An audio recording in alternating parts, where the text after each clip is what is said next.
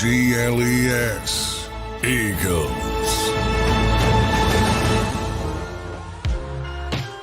Happy Tuesday, everybody. Welcome on in. Appreciate you hanging out with us. I am Rob Ellis. My man, Bill Colarulo, has jumped into the fray. Fresh off his show. Bill, what's going on, my man? How you making out? All good, my brother. How are you today? I'm good, man. I think we're all collectively, licking the wounds, if you will, in the Delaware Valley after what went down on Sunday to the 49ers. Of course, you can catch Bill not only as the host of Legal Hands to the Face, but also host of the Philly Sports Power Hour each and every Monday through Friday, 10 a.m. right here on JAKIB Sports. Yeah, I mean, I don't know. The good thing about you and I doing this today is we didn't have a chance to talk about this yesterday or Sunday after the loss, but a lot to get to. Let's start with the news, which came down yesterday after Tone and I got off the air. It became official. The Eagles signed Shaq Leonard to a one-year deal. All right, Bill. So here are the measurables, if you will. He's 28 years old. He was a second-round pick of the Colts in 2018. He burst on the scene, had major impact as soon as he got on the scene in the NFL. Defensive Rookie of the Year, led the NFL in tackles his rookie year. He's a three-time All-Pro in 18, 20, and 21. 2019 second-team All-Pro, 3 Pro Bowls. 2021 signed a 5-year, $99.25 million deal, 52.5 of which was guaranteed. After that season, this is when everything started to change. He had surgery on his back to correct nerves impaired by discs. He missed the first 3 games recovering in 22. Week 4, he gets a concussion and his nose is broken. Week 10, he has a setback with the back. 2023, he's waived after 9 games. He basically, complained that he was unhappy with his playing time. They got him out of there. He decided this week to sign with the Eagles over the Cowboys. Now, what kind of impact are you expecting? Can you have any idea what the impact is going to be? I know what I'm hoping the impact is going to be, and I think that's one of the reasons why it's kind of taken the sting out of that 49ers domination is we're all just hoping, hey, well, we have our savior coming. Yeah. But the reality is I don't think we can expect him to be the guy he was. Just the question, is 50% Shaq Leonard better than what you got from Nick Morrow, what you were getting from Christian Ellis? And I just don't know, because it's unfortunate, Rob. You read off all those stats. Right before he had that back surgery, 2021 was one of his best seasons. He was really good. It wasn't like you saw any decline from this guy. Mm-hmm. But then the back surgery, 2023 so far this season, his game's definitely improved. So he was better this year than he was last year for sure. But I just had Mark Farzetta on the Power Hour. He made a great point, and you heard Nick Sirianni talk at his press conference yesterday about all the relationships that Nick Sirianni has in Indianapolis. So they were able to get as much inside information as you could possibly get about this guy. So I'm hoping and praying that he has just a little bit left in the tank. We don't even need him for a full season. We only need him for a few more games and a playoff run. But it's got to be better, Rob, than what they got from Nick Morrow on Sunday night. Yeah. So Shaq Leonard in 9 games this season, 65 tackles, 34 were solo, 2 tackles for a loss, did not have any sacks, did not have any pass defense, did not have any forced fumbles. That's what he ended up doing. Yeah, I mean, you're especially when you're coming off a game like that, you were exposed that much more without Zach Cunningham. And I hate that we've almost turned Zach Cunningham into like Ray Lewis, but not having him did hurt. But what you got there was the perfect storm. The Eagles aren't great at linebacker to begin with. They're shorthanded without Cunningham. And probably, I don't know that there's a better team in the league at exposing the middle of the field than the 49ers with McCaffrey and Kittle and Debo who can run those slants. And then boom, it all was on full display there for sure, Bill. That was hideously bad. And we've talked before about the Pro Football Focus grades. They're not the Bible, but Pro Football Focus does a nice job. And so far this season, they had Shaq Leonard graded as a 60, which outside of last year where he was a 40 when he had all those injuries is the lowest he's had. He was a 79 in 2021. But you look at a 60 and you compare it to where Nicholas Morrow is. Morrow actually has played well this season before Sunday. He was graded at a 71, but you look at Morrow's prior years, he was a 54 last year in Chicago.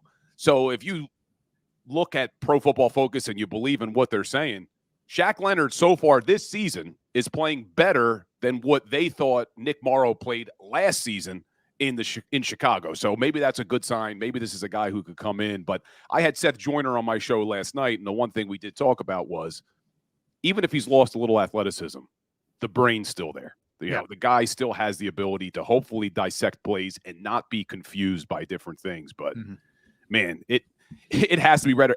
I don't know if you saw the stat, Rob. I'm sure you did. Nick Morrow targeted 8 times, 6 catches, 175 yards, 2 touchdowns. Yeah, terrible. I mean, beyond comprehension how bad he was. But I'll tell you this, Leonard in pass coverage this year, targeted 21 times, 17 caught on him. That's 81.4%. He's given up 158 yards, and QBs have a 79.2 passer rating versus him. It's not great either, okay? All I'm saying is I'm with you. Obviously, I'm hoping that this is the upgrade that they need. And if anything, it brings you depth where you don't fall off a cliff if somebody's hurt. That's something, right? That's something to be said. But I don't know. I don't know that a Colts team that's in contention for the playoffs, where he was a hero in that town, lets him walk just because he, chirps a little bit about playing time. It concerns me that a team that has something to play for, where he is, again, a very popular guy, is let go. I mean, right now the Colts are in. The season ended right now. They're 7-5 and they're in. They're the 7 seed, and they let him go. That's not a good sign to me. I agree with you on that. And I've heard some people say, oh, well, it was a financial decision. It was not a financial decision. By waiving him, they were still on the hook for his contract. So they're not saving any money by getting rid of this guy. Nobody grabbed him on waivers. He cleared waivers, right?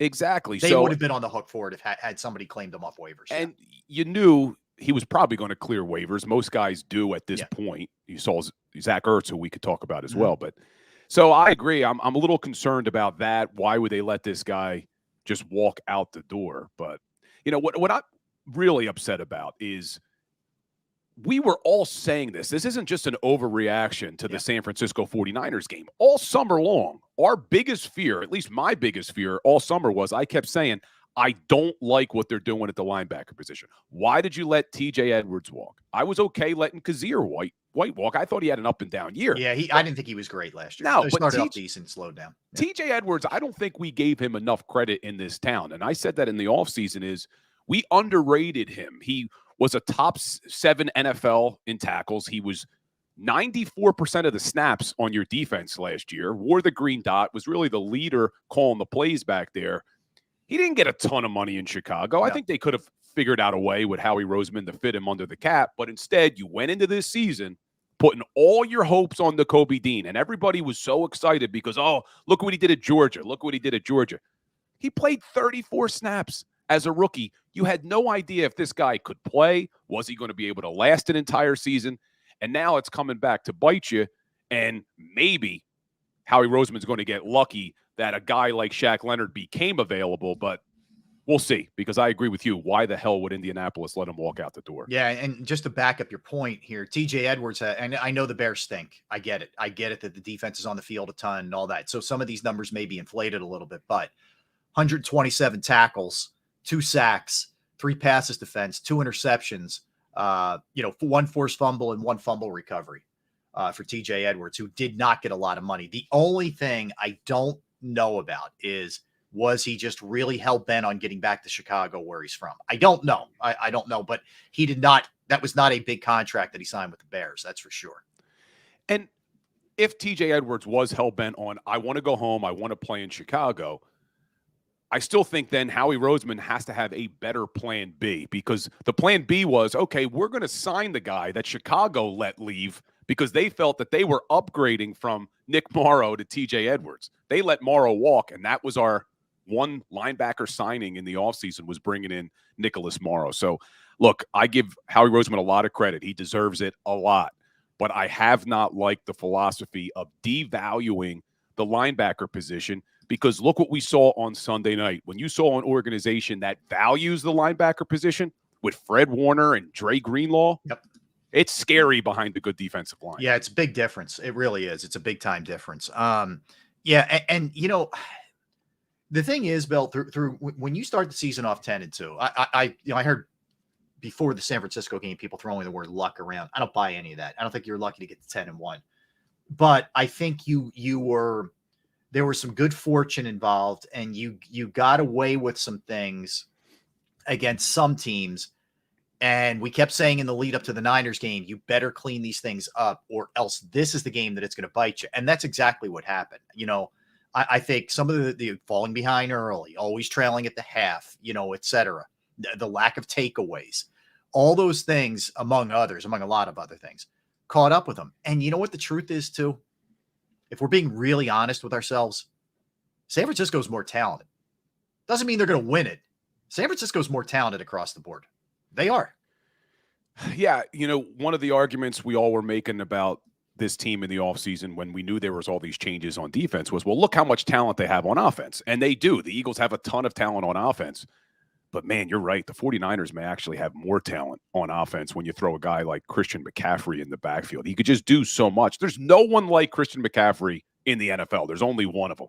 Yeah, and it really, if you look at it this way, quarterback, okay, like ultimately would I want Hurts over Purdy? Yeah, but it's pretty close now.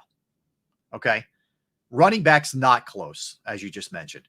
Offensive line, okay, I'll go Eagles. Receivers are pretty darn close when you consider Debo, Ayuk. Their third options are better than the Eagles' third options. Tight end, it's Kittle. Goddard doesn't play enough or get enough throws to him. Okay. Defensive line, pretty close. Linebacker, not close. Secondary, not close. Coaching, when you take the coordinators into consideration, I mean, I'm just trying to be real here. Nobody wants to hear it, but it's the truth. Yeah, I hate the 49ers just as much as every other Eagles fan does, but you're not wrong. They are very talented. And look, the thing we have to hope is that this team was able to see the blueprint against the 49ers of, look, this is how they're going to try to attack us. And if the Eagles have to play them again, which I'm hoping they do here at Lincoln Financial Field in the NFC Championship game, that now they can be a little bit more prepared for that offense. Because, man, after those first two series where it was like, okay, defense is getting pressure on Purdy. Purdy looks like he's a little bit nervous. After that, 6 straight touchdown drives. I saw a stat Reuben Frank put out. That hasn't happened against the Eagles since 1966. Cowboys in 66 did it to them. Yeah, it's insane, man. Yep. Insane. So, yeah, you're definitely right. They are a more talented team, but again, more talented doesn't mean you can't win the Super Bowl, because there's a lot of things that can happen between now and then. The Eagles can make some corrections. They're getting some bodies back. Hopefully at some point they're going to get Cunningham back, and maybe Leonard, can play. You're getting Goddard, like I said, back. You're getting bodies back. That'll only help. And you never know what can happen with injuries with other teams also. And just weird stuff happens. The best team doesn't always win in a playoff setting. So it doesn't mean they can't win, but there's reason for some concern as far as I'm concerned with what's happening with the team right now. I mean, it felt to me, Bill, like, okay, the Niners went into the first couple series, got a feel for things, and it's okay. This is what we need to do. Bop, bop, bop. And when they did that, the Eagles had no counterpunch to their counterpunch. It was like, all right, the Niners did their thing. What's your answer now, Eagles? And they just didn't have it.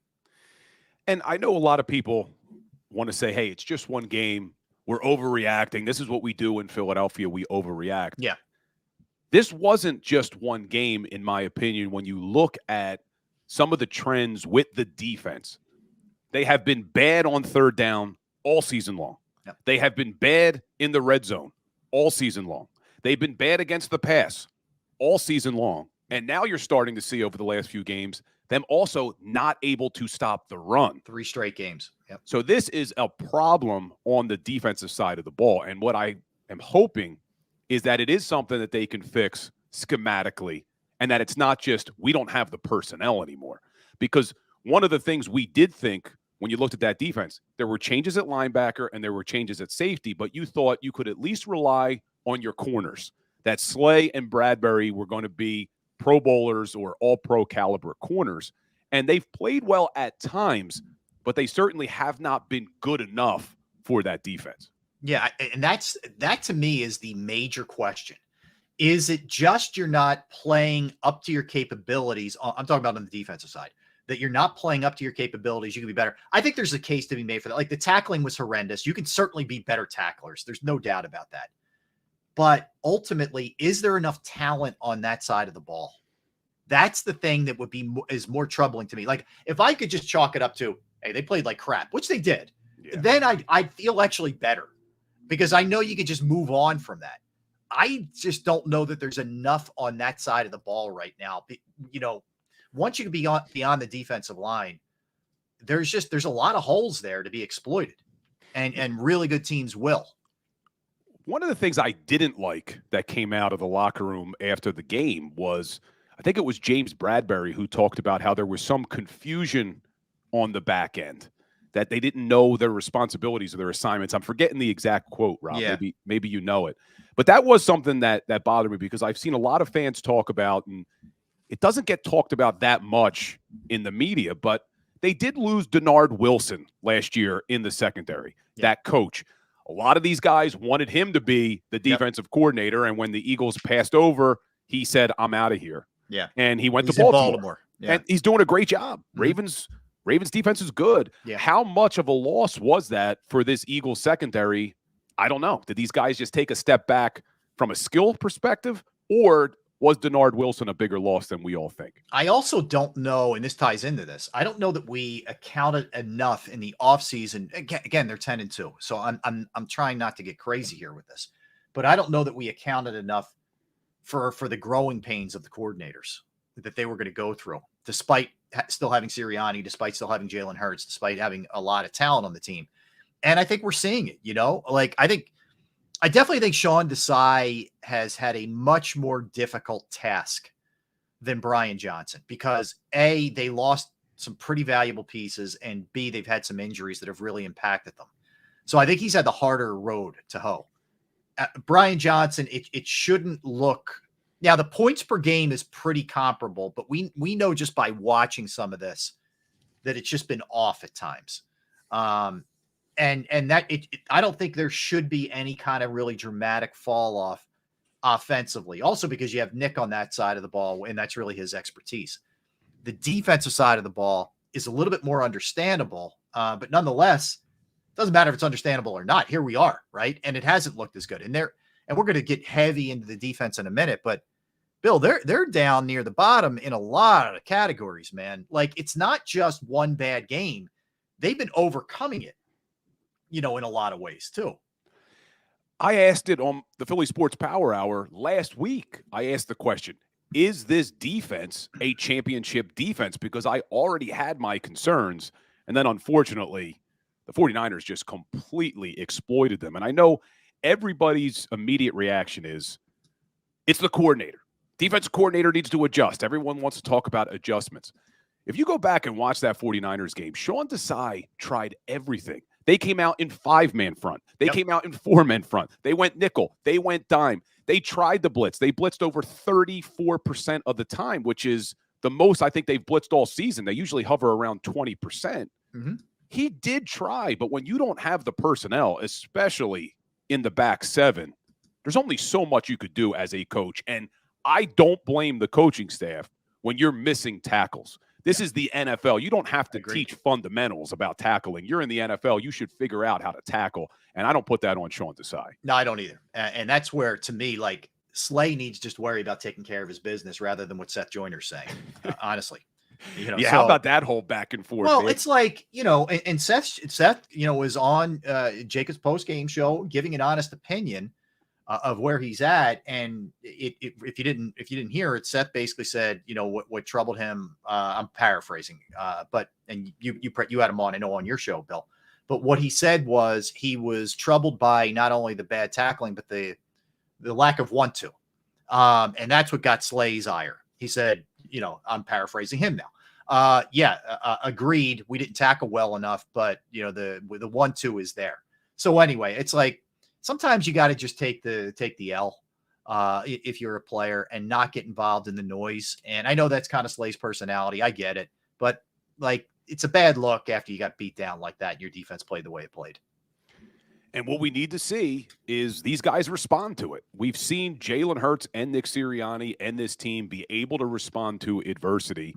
Well, yeah, Seth Joyner called out that secondary, called them out, said they looked like they were disinterested in tackling. And it obviously rubbed Slay the wrong way. What bothered me was, you talk about Seth Joyner calling them out. Deebo Samuel has been calling you guys out for almost a year, and no one looked interested in bringing him a tackling. You know, no one brought what Deebo Samuel, 4 targets, 4 catches, 2 touchdowns in the air, another one on the ground. So that's what bothered me. But let's hope, hey, maybe they got called out by Seth. They got embarrassed in that game against the 49ers. Now we need to see this defense respond in a big way on Sunday night. Yeah, and look, I see people in the chat saying, "Hey, the Niners lost 3 games in a row." They did. They were without Deebo, they were without Trent Williams, but the Eagles have had injuries too. That's why I say, you know, it doesn't mean you can't win a Super Bowl. It doesn't mean you can't start playing better and get things, you know, in the right shape for you to make one of those playoff runs. It's not a write-off. It's a situation where you recognize what's going on. And, you know, like you said, we've seen these trends for a while. They've been able to mask it. Like the fact that you've trailed 5 straight games at halftime, there's a problem offensively. You know, and last week was only 14-6. You weren't getting, you know, lit up and destroyed. There's clearly something wrong with the way they're scheming this thing up, or the in-game adjustments early, or whatever. You know, the first 2 drives, yeah, they look great, but they only got 6 out of it. Okay. But what else did you do the rest of that half? Nothing. And that, to me, is a big question for Brian Johnson and Nick Sirianni. Why is it looking like this coming out of the chute? So poor, where you have to go crazy in second halves to come back and win. And we talked about the lack of skill on the defensive side of the ball, potentially. They do not lack skill on offense. No. With all the guys that they have. Dallas Goedert being out is a big loss. It hurts you in the running game. It does hurt you in the passing game. But there's enough other skilled players on that offense that shouldn't happen. You should not be shut out for halves at a time. And it's more alarming to me because we know those first 10 plays are usually scripted. So this is game planning by Sirianni and Brian Johnson going into the football game. And I talked about it earlier on my show about Nick Sirianni's press conference yesterday finally acknowledged that, hey, maybe we need to do a better job as coaches committing to the run. Yep. And it's something we've been calling out for a while. And I'm not naive. This is not the 90s. We don't run the ball 40, 50 times a game. This is a passing league. But you have to be balanced, especially when you're going up against a team like the San Francisco 49ers. We just talked about how skilled they are at the linebacker position, how good they are at the defensive line.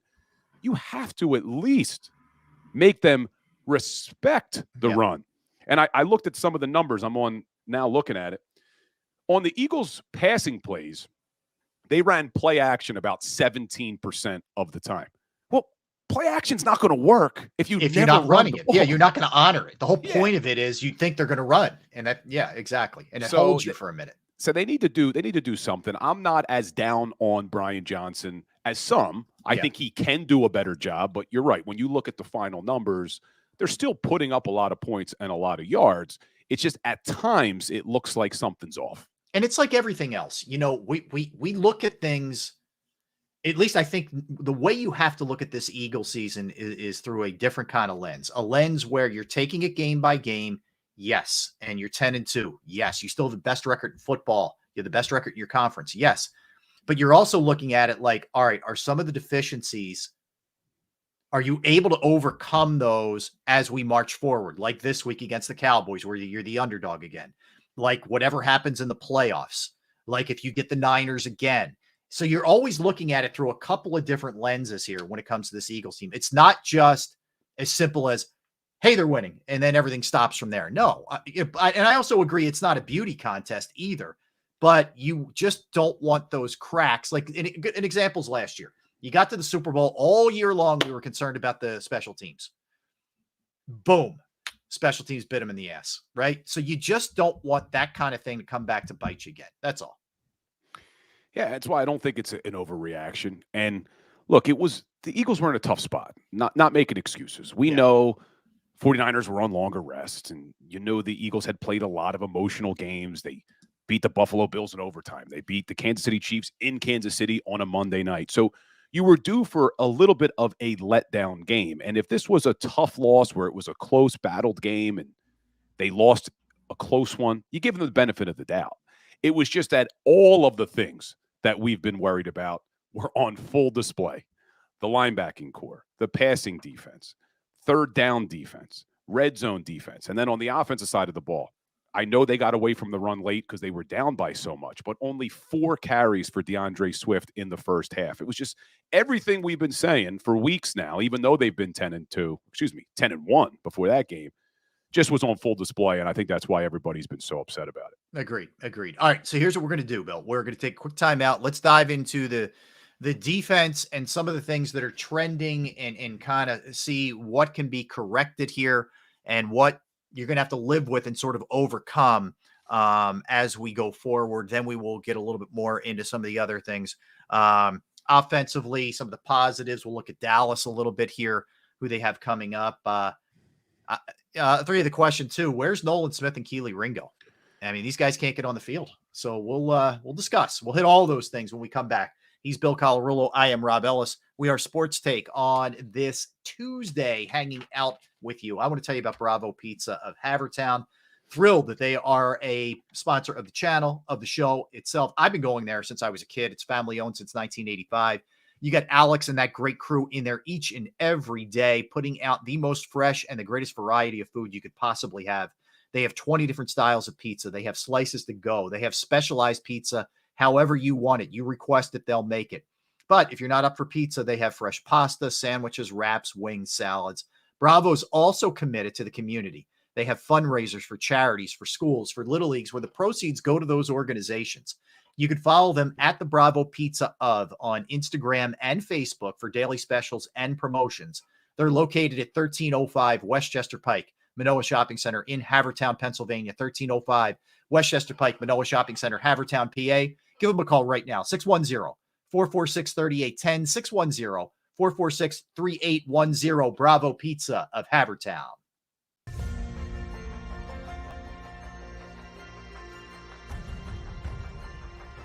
I remember getting my heart broken when they lost the Super Bowl in 2004. We're big Eagles fans. We moved to South Philly because of the Eagles.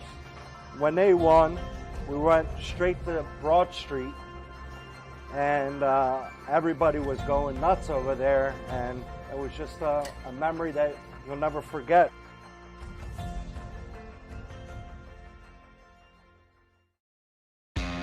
Go to get your game on. Go for the beers. Go for the cheers. Go for the hit and the hits. Go for the stakes and the stakes. Go to get your parlay on. Go to get your party on. Go for the scene. Go for the screens. Go for the gallery. Go for the win. Go to Ocean. Visit theoceanac.com to plan your visit. At Pond Lehocky, we've recovered billions of dollars for our clients, and we're confident we can do the same for you. With over 250 years of combined courtroom experience, we've helped over 100,000 injured clients obtain some of the largest settlements in Pennsylvania. One conversation is all it takes to help you and your family get back on track. If you've been injured in an accident, give Pond Lehocky a call.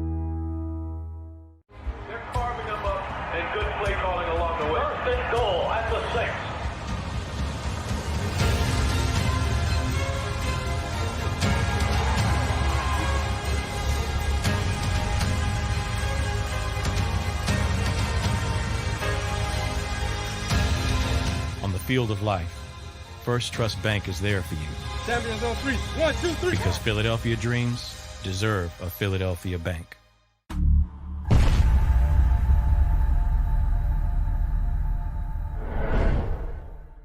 We're here to show you a better way to spend your state income taxes and get the money to where it's needed the most to the thousands of qualified kids. What we like about Blocks is they really know where the need is. This program ensures that their dollars come 100% into these kids for their tuition assistance. If you are able, Blocks makes the EITC piece go very quickly and very smoothly. Turn your PA state tax liability into need-based scholarships and receive a 90% tax credit.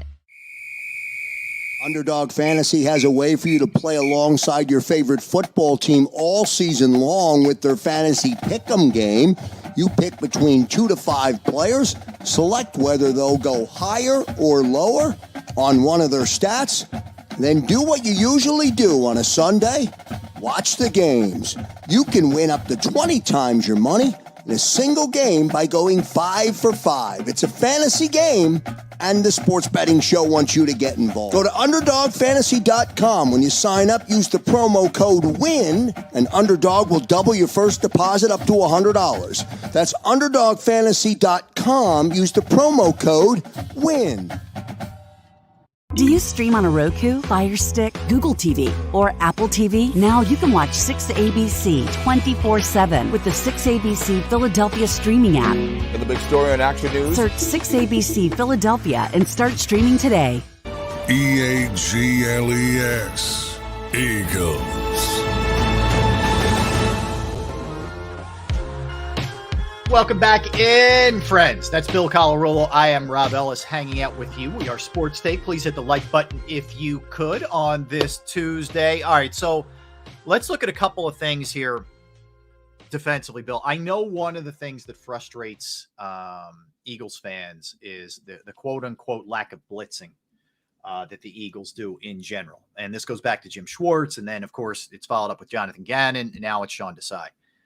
But the only problem is when they have blitzed, it has not gone particularly well. All right. So generally this year, I saw this from Paul Domowitch. You can check out Paul's great work on JAKIBsports.com. Opposing quarterbacks. When the Eagles blitz them, they have a 114.6 passer rating. Last year, when the Eagles blitzed them, they had a 77.3 passer rating. So the blitz is not working well.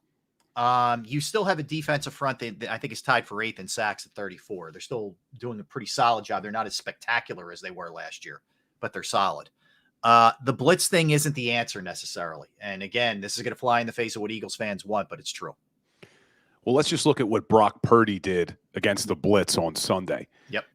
Philadelphia Eagles blitzed him on 10 dropbacks. He went 10 for 10. 213 yards and 3 touchdowns when blitzed.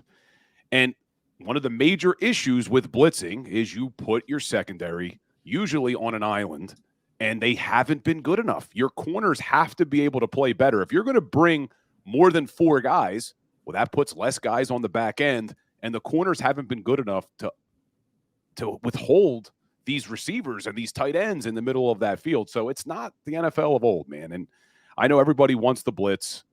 We talked about Seth Joyner earlier. We love those gangrene years where they blitzed a ton, but it's just not the reality of today's NFL. And you saw what Brock Purdy was able to do. Yeah. And if you're going to do that, if you're going to, first of all, you do that if you have you do that if you have a defensive line that you don't feel like is capable of getting home. You also do it if you have a great deal of trust in your guys being in zero coverage, where it's just them one-on-one.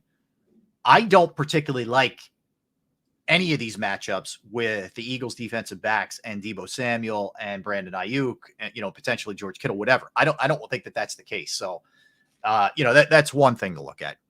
The other trend, and you mentioned it, the one thing you could hang your hat on defensively was, hey, the Eagles were stopping the run, plain and simple. They were number 1 in the league. You weren't running on them. You're going to make teams one-dimensional. Last 3 games, Kansas City, $168, Buffalo, 173, San Francisco, 136. If that continues to, and now they're still only 5th because they were so dominant early in the year, but it's trending the wrong way against the run. if that trend continues, and Tony Pollard's run the ball okay. He hasn't been great. They've run the ball okay, Dallas. But if that trend continues, man, considering the struggles they have against the pass, I don't really know what you hang your hat on here with this defense. Like, I don't know exactly what they are. Yeah, and you look at those last 3 games, I know a lot of people want to make the excuse that against Buffalo, 80 of those yards were Josh Allen, and that's true. But you saw what the Niners could do, and you saw what Pacheco and the Chiefs were able to do. And what we say a lot when we're watching the games is this team really struggles against the run when they're in their 4-man fronts. They need to be in a 5-man front to stop the run because the linebackers just weren't good enough to have to play multiple gaps. When they come out in a 5-man front, it lets the linebackers say, okay, we only have to worry about a single gap. And obviously the 5-down linemen are good enough to prevent the offensive line from getting to the second level, and these linebackers can make the stops on the run. But the issue there is, and you saw Kyle Shanahan do it, the moment the Eagles come out in a 5-man front to stop the run, well, now you have less people in coverage, and now they immediately go to the pass, and our secondary just hasn't been good enough. But this is very alarming to me that they're starting to also struggle against this rushing attack. Yeah. All right. So a couple other things. The tackling, obviously bad. Niners, 314 passing yards. They had 213 after the catch.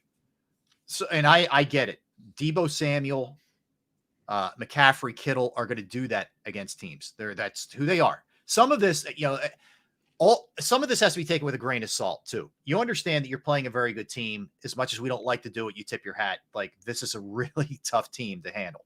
However, 213 yards after the catch of 314 is totally unacceptable on a million levels. Like, that can't ever happen again. Odds are you're losing every game you play if that's the case.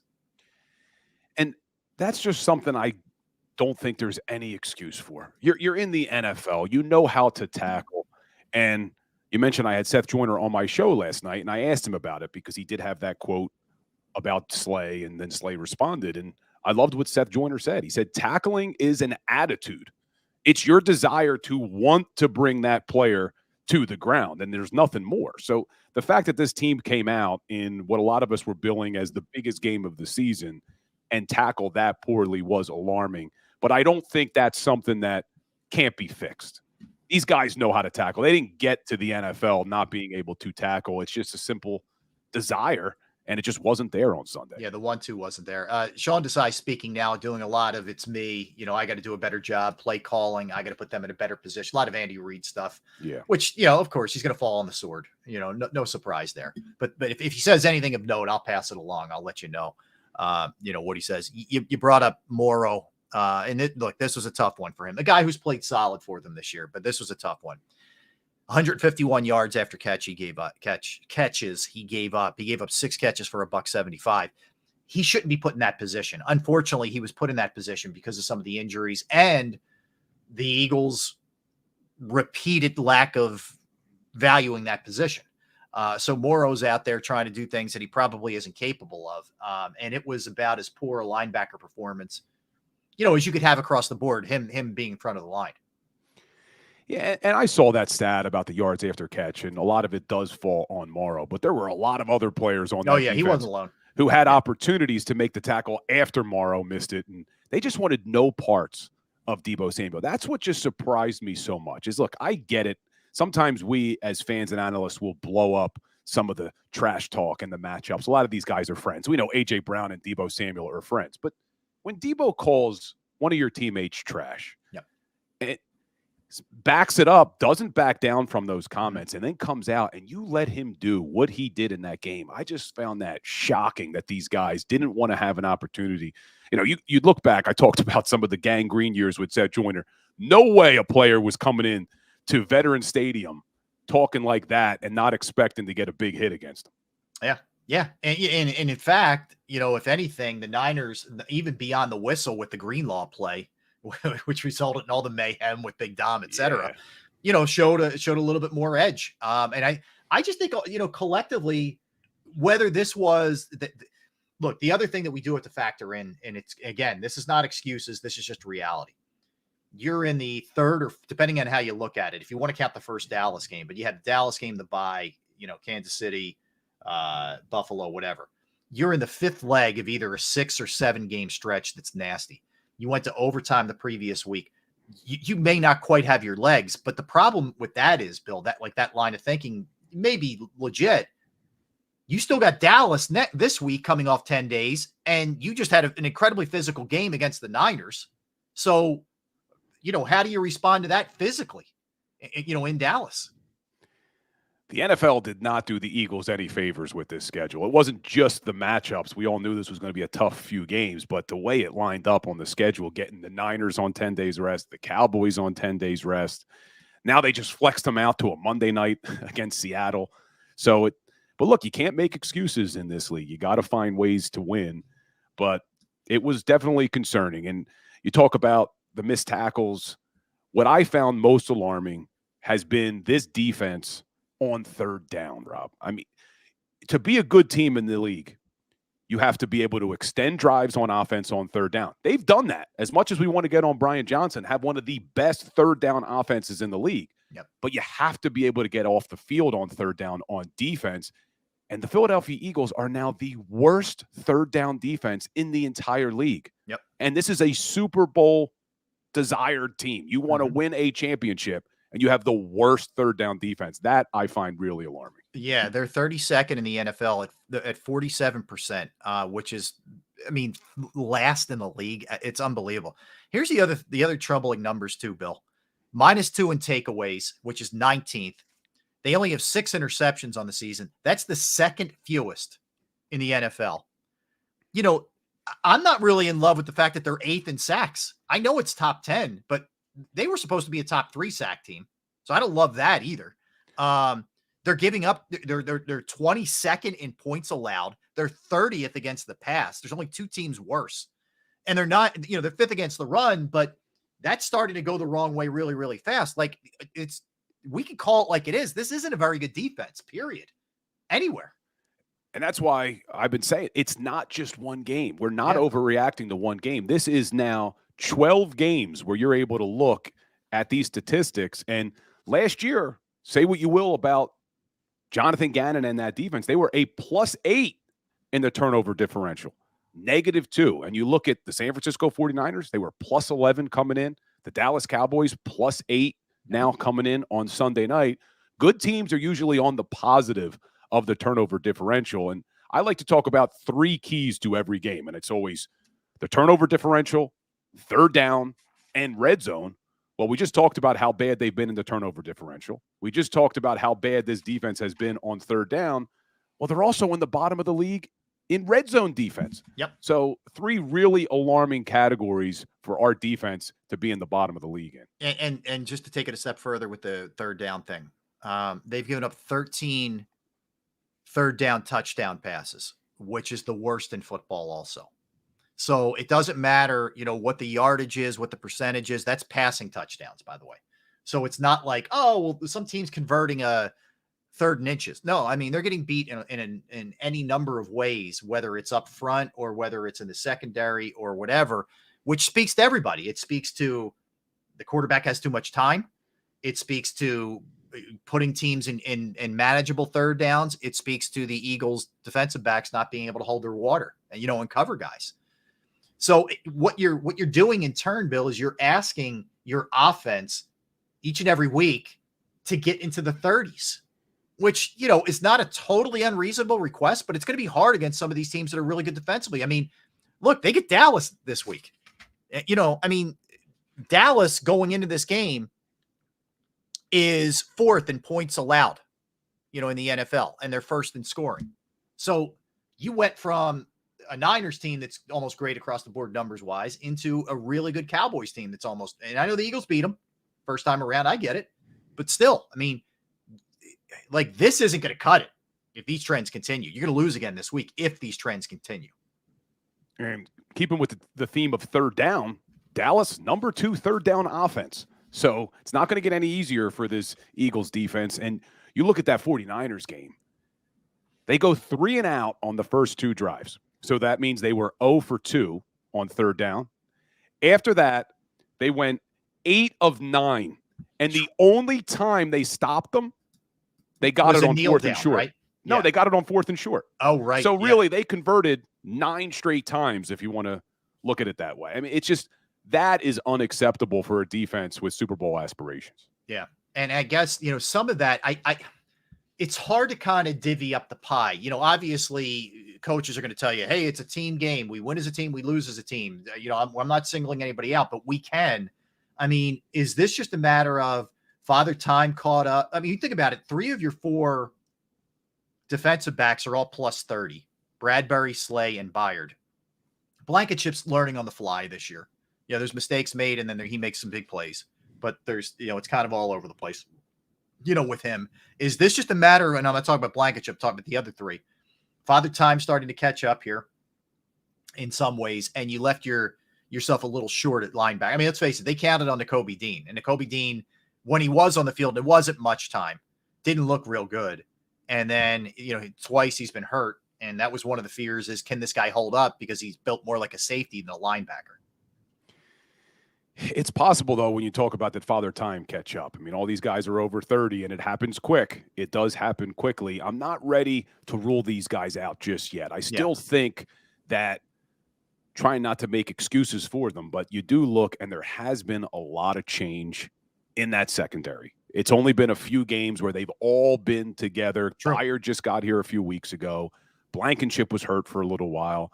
You had Roby in and out of the lineup. He came in late during the season. Maddox got hurt. McPherson got hurt. So there's been all of this change there. So we have to hope that they can get it together because Eagles need them.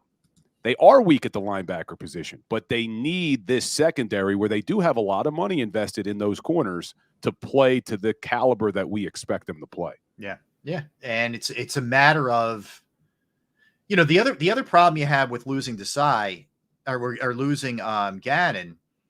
I know everybody hated Gannon. I didn't, but Desai taking over, you lost your linebackers coach. Nick Rallis went to Arizona to be their defensive coordinator. You lost your secondary coach. You lost Denard Wilson. Like there was a ton of coaching turnover on that side of the ball. So you're talking about coaching turnover. And if you think about it, rough number, probably 6 new starters on defense. You lost CJ GJ. I'm just doing this off the top of my head. Hargrave. Epps, both linebackers and Kaiser White and TJ Edwards, right? Am I missing anything there? If you want to consider Avonte Maddox, he did come back for the Super Bowl. But he's been hurt. So he's been hurt, yeah. 6 or 7 new faces is a lot. It is. It is a lot. And, we're seeing it now. This is really where they're going to have to dig in. And this is where we're going to see what Sean Desai is made of in terms of adjustments. I appreciate he's falling on the sword today. That's great. But I need to see adjustments made here because, if you think about it, you got a really tough Dallas game, obviously, coming up. It goes without saying. As much as everybody's written Seattle off, and I get it, they don't play well there. They don't. They haven't won there since 2008. Tough place to play. You do not want to end up, at 4 losses after the next 2 games because there's no guarantee that Dallas or San Fran loses another one or the Lions for that matter. There just isn't. And then all of a sudden, this thing is looking like from a 1 to a 5, and you're on the road the whole time, and we know how difficult that can get. So they're in. I know it's only 1 loss, and it does sound like we're kind of losing our mind over it, but I'm just trying to give people the realities of what this is looking like here. You mentioned Seattle. They almost beat the Cowboys, and they put up over 400 yards of offense. Yeah. In Dallas. Geno Smith threw for over 300 yards, and that's against a pretty good Dallas defense. I know Deron Bland got a little exposed in the passing game. Guy's a ball hawk, leads the league in interceptions. Yeah, unbelievable. Yeah. NFL record with returns for touchdowns. But he is susceptible to the double move, which is something I hope the Eagles utilize this week. They burned him, Bill. They took him. DK Metcalf crushed him in that game Thursday night. Even the rookie, Jackson Smith-Njigba, had a good game, and they probably would have won the game if that damn touchdown didn't get overturned, which I'm still very surprised they overturned that one, but it is what it is. But, it doesn't get easier after this game. You have a Seattle Seahawks team in Seattle, not going to be easy to beat. But we were talking about Jonathan Gannon, and I saw Frank Gallo in the chat saying Gannathan's better than Sean Desai. I do think some of it is personnel. I think a lot of it is personnel, but I was not as down on Gannon as a lot of people were. I know you weren't either. Right. And you look at some of these numbers, we're talking about how this Philadelphia Eagles defense this year is bottom of the league in passing yards against and all these stats. You look at that defense last year, number 2 in yards against, number 1 passing defense in the entire NFL. Obviously, number 1 in sacks, set a record with 70, but they led the league in a lot of categories. You're just not seeing it this year. No, you're not. Frank's right. Detroit does play Dallas, Frank, and you're right. Obviously, unless there's a tie, someone's going to win that one. Yeah, for sure. I think it's going to be Dallas, but we'll see. Point is, and I respect Detroit, but I don't put them on the same tier as the I don't Eagles. think they're there yet. I don't. Yeah, the 49ers and the Cowboys. It's the toughest game the Niners have is Baltimore, and that's a tough game. But that game's in San Fran, so that's going to be an interesting game for sure. Yeah, I don't think the Philadelphia Eagles really can afford to lose another game. I think maybe one, but definitely not more than that. It's going to be close because, I don't see the Niners. I know the Ravens are a good team. I just don't know if they lose another game in the regular season, this 49ers team, because it's at home. I mean, look, this week they have Seattle. Yep. Could that potentially be a tough game? They were so high for this game against the Philadelphia Eagles. Right. Had it circled since the NFC Championship. So do they have a little bit of a letdown against a division opponent? Maybe. Possible. But really, you look at their schedule. Okay, worst case scenario for the Niners, they lose to the Ravens. That puts them at 13-4. Right. The Eagles, they could potentially afford to lose then one more, but they would lose the tiebreaker. Yeah, you can't have 4 because they would have the head-to-head. So it's not going to be easy. You assume Eagles beat the Giants twice and the Cardinals. And now you have these 2 tough road games coming up, the Cowboys and the Seahawks. So we will see. But, man, it could go a long way, not only for the standings, Rob, but for the psyche of this town, if they could just come out and play a complete game and beat the Cowboys. It really would. I agree. So let me real quick give you what the Niners have left. Home this Sunday. That's a 4:05 against Seattle. They're at Arizona. Then Christmas Day, that's the night game. The Eagles play the middle game on Christmas Day. That's the game against the Ravens. Tough one, no doubt. Then they go to Washington, and then they close it out against the Rams. I mean, I don't see any way there's more than one loss there. That's just me. I'll give you Dallas. Dallas' schedule, I think, is a little bit more challenging than the Niners the rest of the way. The Eagles this week. The game at Buffalo on December 17th. Yeah, we'll see. Buffalo's not out of it completely for the playoffs. Yeah, we'll see. At Miami, that's a tough game on Christmas Eve. For sure. Detroit home, December 30th, and then they close it out at Washington. Like, there's possibly 2 losses there, possibly. It's definitely tougher than what San Fran has. Yeah, I think it's going to be tough for them if they were to beat the Eagles on Sunday night to then have to go on the road to Buffalo, on the road to Miami, and expect to win all of those games. So I agree with you. But, man, this is just such a big game. I did not think the San Francisco 49ers game was a must-win for the Eagles. But now, having lost that game, Sunday night, I think, is a must-win for this Philadelphia Eagles team. It does. On so many levels, Rob. But as we go through the schedule, you talked about the Niners, the Cowboys. We should probably look at the Lions as well because they still have a shot. So they're at Chicago this week. We saw them almost lose at home against the Chicago Bears a few weeks ago. They play a lot of tight ones, man. Like, yeah, they almost blew it to the Saints on They could have lost, this past Sunday very easily. So this was the schedule I thought looked the easiest a few weeks ago, but it's not as easy anymore. You got Chicago, who doesn't look bad with Justin Fields. That's in Chicago. Then they have a home game against the Broncos, who, before losing last week, 5 straight wins. They look like a pretty good team now. Everyone ruled them out after they gave up 70 against Miami, but that's not a guaranteed win for Detroit. Right. Then they're on the road at Minnesota, division game. Who knows what you get from Minnesota in that game.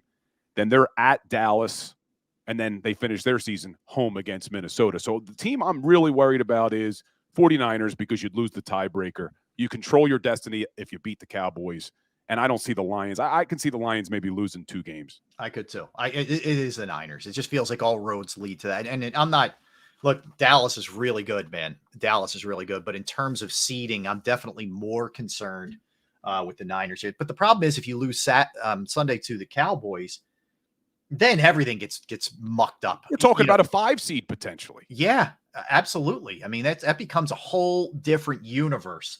And that was the great thing about last year was you got a chance to rest guys up. You got Jalen could rest his shoulder.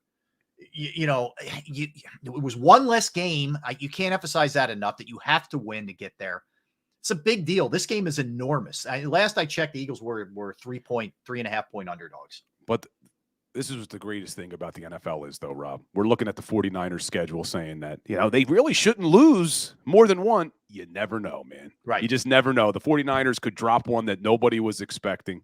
So things could happen. But, yeah, the Eagles can go a long way towards the 1 seed by beating Dallas on Sunday night. Yeah, you hope that's the case. That's for sure. All right, let's get a quickie in here, Bill. When we come back, we're going to ask the question, when it comes to Nick Sirianni or Sean Desai, or, we could keep going through this thing with Brian Johnson. Who's to blame for some of the issues that we're starting to see pop up? And I want to get back into, we didn't get a chance to get to it, but I want to get into, the question of where are some relatively high draft picks from this past draft? Where are they?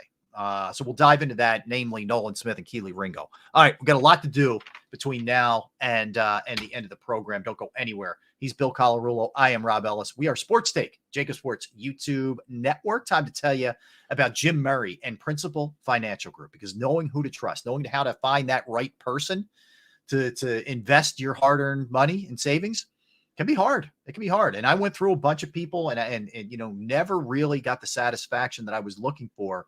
But I found Jim Murray and Principal Financial Group, and they've been absolutely awesome. Whether it's retirement planning, 401k review, insurance review, if you have a small business, you're trying to get your employee benefits off the ground, it's another resource that Jim can help you with. He's also there to answer any questions that you may have regarding your account or, something else you'd like to see done or questions that you have in general.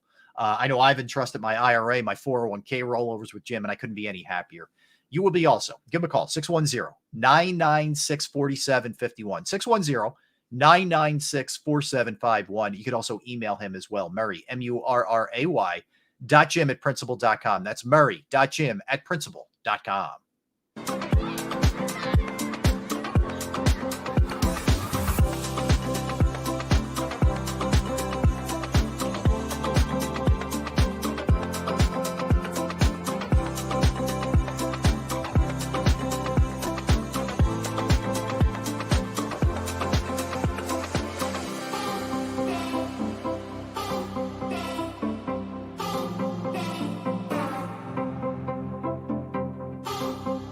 If you own a company and you're not producing a podcast, you're missing out. The public consumes messaging when they're ready. Join the professional podcast network of companies and let JAKIB Media Partners put you in the podcast arena. Come to our professional studio, or we'll come to your place of business and professionally produce your company podcast. Call JAKIB Media right now at 267-261-3428. 267-261-3428. My name is Dr. Bruce Grossinger, and I'm the medical director of Philadelphia PRP and Stem Cell Institute. I'm reaching out to those who suffer from spine and joint pain. We use treatment methods that require no surgery, no scalpel, no drugs. Running, walking, or whatever your desires are, Dr. Grossinger is where you need to come. You can benefit from the same PRP and stem cell treatment as Wilbert Montgomery. Call us now at 610-222-5675. Any professional sports coach will tell you there's no substitution for preparation. At Malamut & Associates, that is a tenet by which we live. We prepare from day one for victory. Anything less is not acceptable. Underdog Fantasy has a way for you to play alongside your favorite football team all season long with their fantasy pick'em game. You pick between 2 to 5 players, select whether they'll go higher or lower on one of their stats, then do what you usually do on a Sunday, watch the games. You can win up to 20 times your money in a single game by going 5 for 5. It's a fantasy game and the Sports Betting Show wants you to get involved. Go to UnderdogFantasy.com. When you sign up, use the promo code WIN, and Underdog will double your first deposit up to $100. That's UnderdogFantasy.com. Use the promo code WIN.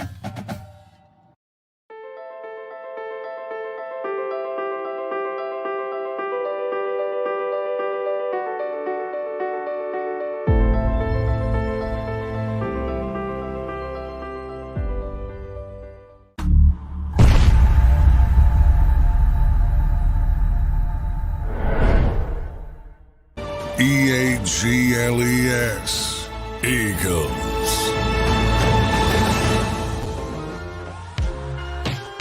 Welcome back in, everybody. Rob Ellis, Bill Collarule, hanging out with you on this Tuesday. Bill's in the helm, I think, tomorrow as well. So we're hanging out. He's in for Tone, who's in for Gunner. We got a lot of depth here, Bill. Speaking of that, here's the question that I have for you. We haven't heard anything on Zach Ertz, and we haven't had a chance to discuss it. I say the more the merrier. I don't think it can hurt. The other, as good as Dallas Goedert is, he has trouble staying on the field. I don't like the drop-off with what it is with Stoll and Alberto and, Calcaterra, whatever, who don't even get targets. If I could bring him in, I would bring him in. I don't know that that's going to happen. He may have more of an opportunity in Baltimore, and I wouldn't blame him if he went there. What do you think about Ertz? I'd bring him in as well, simply from, like you said, a depth perspective. He's going to be great for the locker room, great culture guy. He's got experience with Dallas Goedert. But everyone would have to ease their expectations. He's not the same guy he was when he was here. When he was in Philadelphia, he was averaging over 10 yards a carry almost every single season. In 2017, the Super Bowl year, he averaged over 11 yards per catch. This year so far in Arizona, he was only averaging 6.9 yards per reception. So major drop-off for him. He's not the same guy, but hey, if we need a big catch in a big moment and they go to Zach Ertz, I'm still confident he's bringing it down. Yeah, I mean, I guess I view it the same way as I do with Shaq Leonard. Like, he's probably an upgrade from what you have at that spot. Certainly Zach isn't an upgrade from Goddard, but he's an upgrade from what's behind Goddard. So if I can bring that in and he's going to get me 2 catches in a game where I need 6 and he gets me 7 for a first down, that's a win as far as I'm concerned. And he's not costing you an arm and a leg. Exactly. I was going to say that. Exactly the same thing with Shaq Leonard. It didn't cost you anything in terms of assets to bring him in. You're just talking about money. And if it's not a lot and you could fit him under the cap and all that, which I'm sure they can with Howie Roseman, why not? It doesn't hurt you in any way by bringing him in. So I'm all for if they brought Zach Ertz back. And what does he need? 14 catches to be the franchise leader? Is that what it is? I think that's the number. I don't know off the top of my head, but that would be pretty cool too. Yeah, I mean, we'll see. Again, would I blame him with Mark Andrews out likely for the season? Baltimore makes a lot of sense for him. So if he ended up going there, I get it. I don't think anybody would blame him if that's the case. Speaking of blame, slow starts 5 straight games, trailed at the half 5 straight games, dodging kind of bullets. They scored 20 points in the first half the last 3 games. How much of that does Sirianni have to wear? We talked a lot about Brian Johnson, but how much of that is Sirianni wearing? Because he is in charge of this offense as well in terms of scheming, game plan, et cetera. I think Sirianni's a great coach, and I've been on my soapbox about this for a while, that I don't like that he doesn't get the same respect nationally as some of these other coaches do. Yeah. But with that being said, I think a lot of the blame for how this offense has started is on Nick Sirianni. He's definitely got his hands all over that game plan. And what you've seen in the second half of games a lot of the times over the last couple of weeks is that offense come to life, which I give a lot of credit to Brian Johnson because he's the one who's calling those plays. So I think at least going into these games, you got to put a lot of the blame on Sirianni. It's a shared effort. I'm going 50-50 to start these games, but Sirianni's in all those meetings. He's an offensive coach. This is his offense, his game plan that he comes up with Brian Johnson. So Sirianni's got to share the blame for sure on that. Yeah, I agree with you. I mean, there's, the thing we don't know the dynamic, and I don't think Nick or, Bigfoot's Brian Johnson. So I do think he's calling the majority of the offensive plays, but he has input. If he's seeing something he doesn't like, for example, Nick said yesterday, hey, we have to do a better job incorporating the run game and staying true to it, whatever, something to that effect. Well, man, if you're seeing this trending in the wrong direction, one of the reasons you took a step back from play calling was so you could big picture things. And if you're seeing we're becoming too predictive, we're not utilizing this guy who's been really good for us all season, DeAndre Swift, we've got to change things up a little bit. Isn't that where you get in Brian Johnson's ear? Or at halftime say, hey, dude, we got to start mixing the run game in a little bit more. Like, where are you with that? And the first few plays of the game are scripted plays. Look at the Buffalo Bills game. They came out and they dropped back 3 straight times. So Sirianni obviously signed off on that, saying, hey, yeah, let's come out and throw the ball 3 times in a row instead of getting DeAndre Swift involved. And look, I get angry sometimes that we do complain about play calling and coaching, but in this one, it's just so obvious. It's right in front of you that when they've committed to the run and they've committed to giving the ball to DeAndre Swift, good things happen. Buffalo Bills game, come out to start the game, 3 straight passes, only put up 7 points in the first half. Come out in the second half. They give the ball to Swift. What happens? He breaks off a 30-yard run, sparks the whole offense for the second half. It's not rocket science to be a little bit more balanced. So, hey, he admitted it at the press conference, but let's just hope it's not lip service and they actually do it on the field. The other thing that it appears, and maybe some of this was great coverage by the Niners, maybe some of this is on Jalen. There's somebody there where he could pull the trigger and connect with. It certainly could be the case. I haven't looked at the all-22 yet, which gives you more of an idea of this. I watched the game tape last night, the Fox broadcast of it. But it feels like the offensive passing plays are very slow developing. And it's just boom, boom, boom, boom, boom. And then we're going to maybe take a deep shot or whatever. Early, there were a couple of slants to AJ, which really worked. And then again, this could be the 49ers making adjustments and taking that away. But it feels like generally, in my opinion, there's too many offensive passing plays that are slow, too long developing. Yeah, the All-22 just got released, and I'm looking forward to watching it as well, because when I'm watching that game on the TV broadcast, what it appeared to me was not only were the routes slow developing, they didn't have the proper route designs to beat the zoned coverage.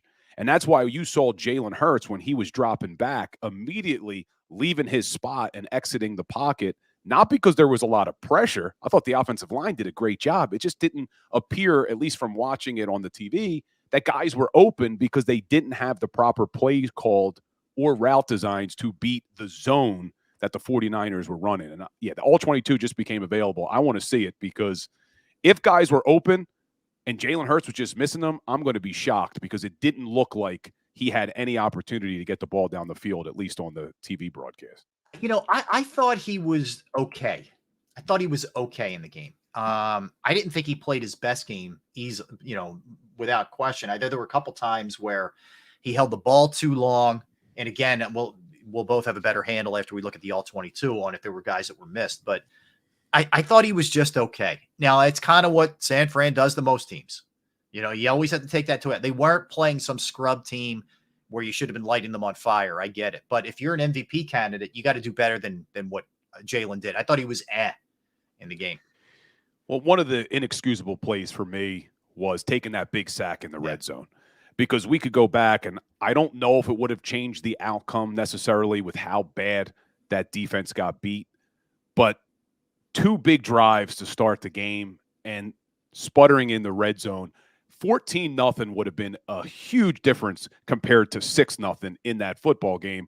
And that sack was on Jalen Hurts. You cannot take a sack like that in the red zone that almost guaranteed you're not going to be able to convert a touchdown. So I put that one on Jalen Hurts. That was a big play in that football game that I don't know if it would have changed the outcome, but certainly would have given them a better shot if they go up 14-0 instead of 6. Yeah, and the weird thing is, the 2 number 1 receivers, I call them, but the 2 starting receivers had good games. I thought A.J. Brown and Devontae had pretty solid games. There just wasn't a lot else from anybody. I mean, Swift didn't get chances like we talked about.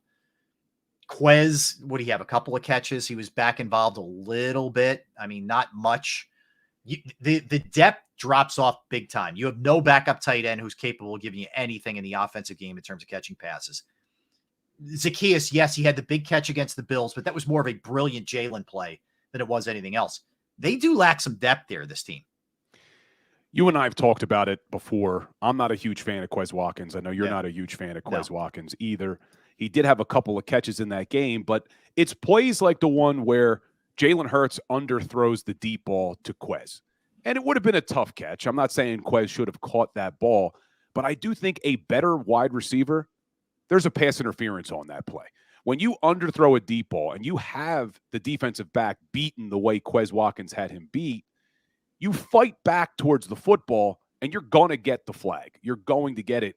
And you just don't see big plays like that from Quez Watkins. A couple catches, but we talked about it last week. Olamide Zaccheaus having that big touchdown in the Bills game. Quez doesn't make that play. He doesn't. And that is a huge drop-off. And when you're out a guy like Dallas Goedert, it's a problem. But look, even with the drop-off to the wide receiver 3, the offense is talented enough that they should not be getting shut down like they've been shut down in the first half of the last 3 games. Yeah. They're too talented. Jalen Hurts is too good. A.J. Brown, Devontae Smith, nobody can guard them. So the fact that this offensive staff hasn't been able to figure out how to start quicker is alarming. But unlike the defense where you look at these numbers and they're in the bottom of the league, I'm still okay with this offensive coaching staff. I still think they can get the job done because you've seen, although Brian Johnson has made some head-scratching play calls at times, he's also made some really good play calls at times as well. And you don't go 12 straight touchdowns in the red zone with bad play calling. They were doing a really good job. They made a massive adjustment there because that was a struggle early. Yeah. And it was, you got to give them credit. So as much as we love to complain, you do have to give them credit. They got a lot better in the red zone. That was really good job by Brian Johnson and the offensive coaching staff. But just get DeAndre Swift a little bit more involved. I think it'll go a long way. And every time we talk about the running game, Rob, I'm sure you get it here on this show. I get it on my show constantly. There's at least 5 comments about Rashad Penny in the chat. Everybody wants to see Rashad Penny. And I've been saying this since like week 3. I really think we just need to give up on the hopes that Rashad Penny is going to contribute to this football team. They clearly have no trust that he's anywhere near the guy he was in Seattle. Like I'm with you. Like there are things that we don't get the opportunity, and this is going to lead into where I'm going with you next, but there are things that we don't get an opportunity to see in practice that they do. Now, the counter to that from a fan could be, well, why'd you sign this guy? Why is he still here? Why isn't there somebody on the roster who can help? Right. And that's totally valid. But he must not be able to play, man. And he must be here just for depth purposes if somebody goes down. I mean, look, the guy, when he was healthy, was putting up numbers that were like unheard of. I think he was averaging, 5.9 yards per carry? Something crazy. But just injuries after injury after injury have probably taken their toll. But I'm with you. If he's not going to contribute, I wanted to see at the trade deadline, I was calling for, I would have liked to have seen the Eagles bring in a bigger back to go with Swift and Scott and Gainwell, because all 3 of those guys are relatively the same size back. And if Rashad Penny, who is a big back, wasn't going to be able to get even activated on game day, well, bring in a guy who can contribute. But I agree. If you're not running the ball, I guess it doesn't matter. Yeah. The argument then is, well, if Swift gets 6 attempts, well, who cares? But I got you. So that leads to 2 names that I frankly, I thought about them this week because of some of the defensive struggles, but I haven't thought about them a lot this year. Nolan Smith and Kelee Ringo. Now, Ringo may be more of a stretch considering he was taken a little bit later and there's development and all that. But I thought you get a little bit more out of Nolan Smith. And, by snaps, by productivity, it ain't much. And it may be one of these deals where they're seeing him in practice every day and he's not ready to take on that kind of responsibility. If that's the case, that's a bummer for a guy who was taken as high as he was. I'm definitely disappointed in Nolan Smith. And with Kelee Ringo, I agree with you. I thought they drafted him more as a project. He's still very young, 21 years old, has all of the size and potential to be a shutdown corner in this league. But I don't think they drafted him with the expectations that he was going to contribute this year. He doesn't get any snaps on defense. Straight special teamer. But I'm not ready to rule out Kelee Ringo, 4th round. They did give up a 3rd round to move up and get him, so they obviously liked him. But I don't think from everything I heard, that they thought he was going to contribute this year. No. But Nolan Smith, very alarming. First-round draft pick at a position where you've seen young guys able to come into this league and contribute by getting pressure on the quarterback. And in this game against the 49ers, 11 snaps. You haven't really seen his snaps increase drastically since they let Derek Barnett go. That's what everyone's hope was. Okay, Nolan Smith's going to get a lot more reps now because they're letting Barnett go. I mean, the fact that Brandon Graham is still getting more than double the amount of snaps of Nolan Smith, who you used a first-round draft pick on, is concerning. Not ready to rule him out. We've seen guys get, speaking of Brandon Graham, blossom a little bit later in their careers, but it is concerning to me because I was so high on Nolan Smith, so high on him. I wanted to see the Eagles, if they didn't get Jalen Carter at 10, I said, I'd like to see them take Nolan Smith at 10. Thankfully, they were able to move up, get Carter, and still get Nolan Smith all the way down at 30. But maybe now you're starting to see why he fell all the way to number 30, which we all thought was a steal at the time. Right, exactly. And again, look, you do want to have patience. You want to just let this thing, let some guys marinate a little bit. But I'll tell you this too. They're big boys, and I consider the big boys Reddick, Sweat, namely. Throw BG in there as well. Carter, Davis, Cox. They got to start being more disruptive. They've got to get home more. Like the sack number is okay. Like I said, they're 8th. It's fine. It's not terrible by any stretch, but they need to be more disruptive. And the other part is, and that this goes hand in hand with the fact that they're 19th in takeaways. You got to put some more heat on these quarterbacks, man, and force them into mistakes. You got to be able to take the ball away a little bit more on the back end. You got to be able to get a strip. When was the last time we saw them strip somebody? I can't even remember. Well, it would have been Bradley Roby on Travis Kelce in that Chiefs game, which was a huge play. It was. The ball out. Yeah, you're right. But there hasn't been a ton of that this year, unfortunately. Well, here's something that's concerning when you talk about Hassan Reddick and Josh Sweat and wanting them to contribute more. My concern is how much these guys are going to wear down because they're playing a lot of snaps. I just pulled up the snap counts on the season. Josh Sweat has played close to 77% of the defensive snaps. Hassan Reddick, close to 76% of the defensive snaps. And I want to see what they did last season. Last season, Hassan Reddick played 73%, so he was up there, but Josh Sweat only played 53% of the snaps. So you've seen Sweat go from 53% all the way up to 75%. And you know the Eagles, by having a deep defensive line, want to be able to rotate these guys through. So it's even more alarming that Nolan Smith can't get on the field when you got a guy like Josh Sweat playing that many snaps in a 17-game season. I just hope these guys don't start to wear down. I did want to mention this too, but we'll get back into the analysis here. But congratulations to Lane Johnson. He's the Eagles nominee for the nationwide Walter Payton Man of the Year award. Each team nominates a player for that. He's done a ton in terms of mental health. I saw him even tweeting stuff out yesterday, talking about anxiety, and he's made it a point to really, try to help folks with that. So good for him. Anyway, but a guy who's great on the field and has been, a big time influence off the field, trying to help folks, Lane Johnson.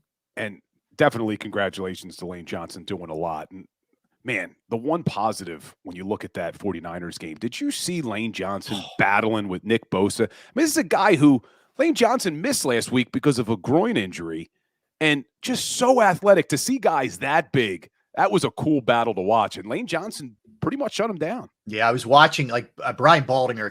If you don't follow him on Twitter, is a great follow. He does these Baldies breakdowns, and he was doing some of the one-on-one stuff with those two, isolated on an island.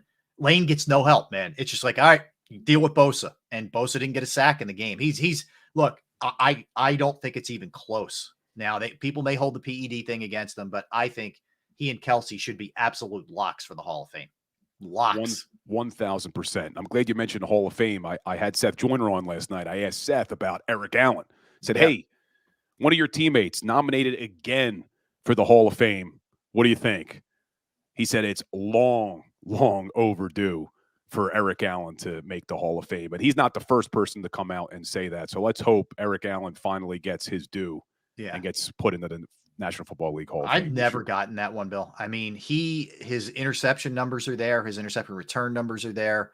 His, all the stuff that PFF does now. Like if you look at his breakdowns, he was a great corner. He was great, and he played a long time, had really good longevity.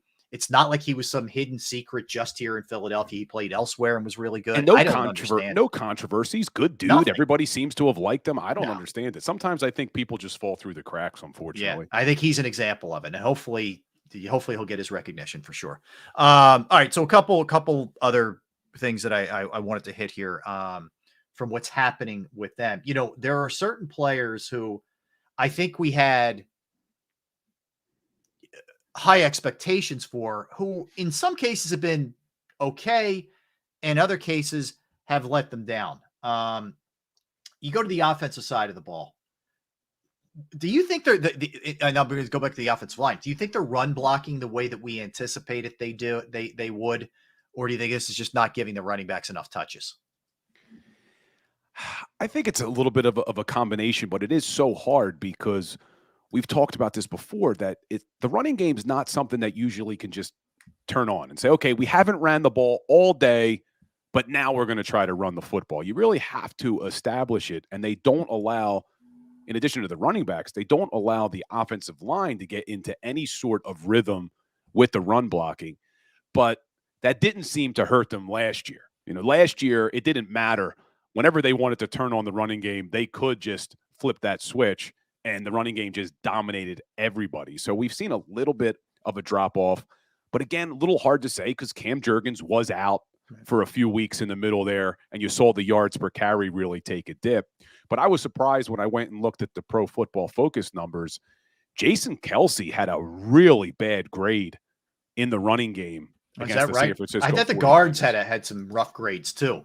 So I thought Dickerson and Jurgens had some rough grades too. Here, I'll pull it up for us. So we had,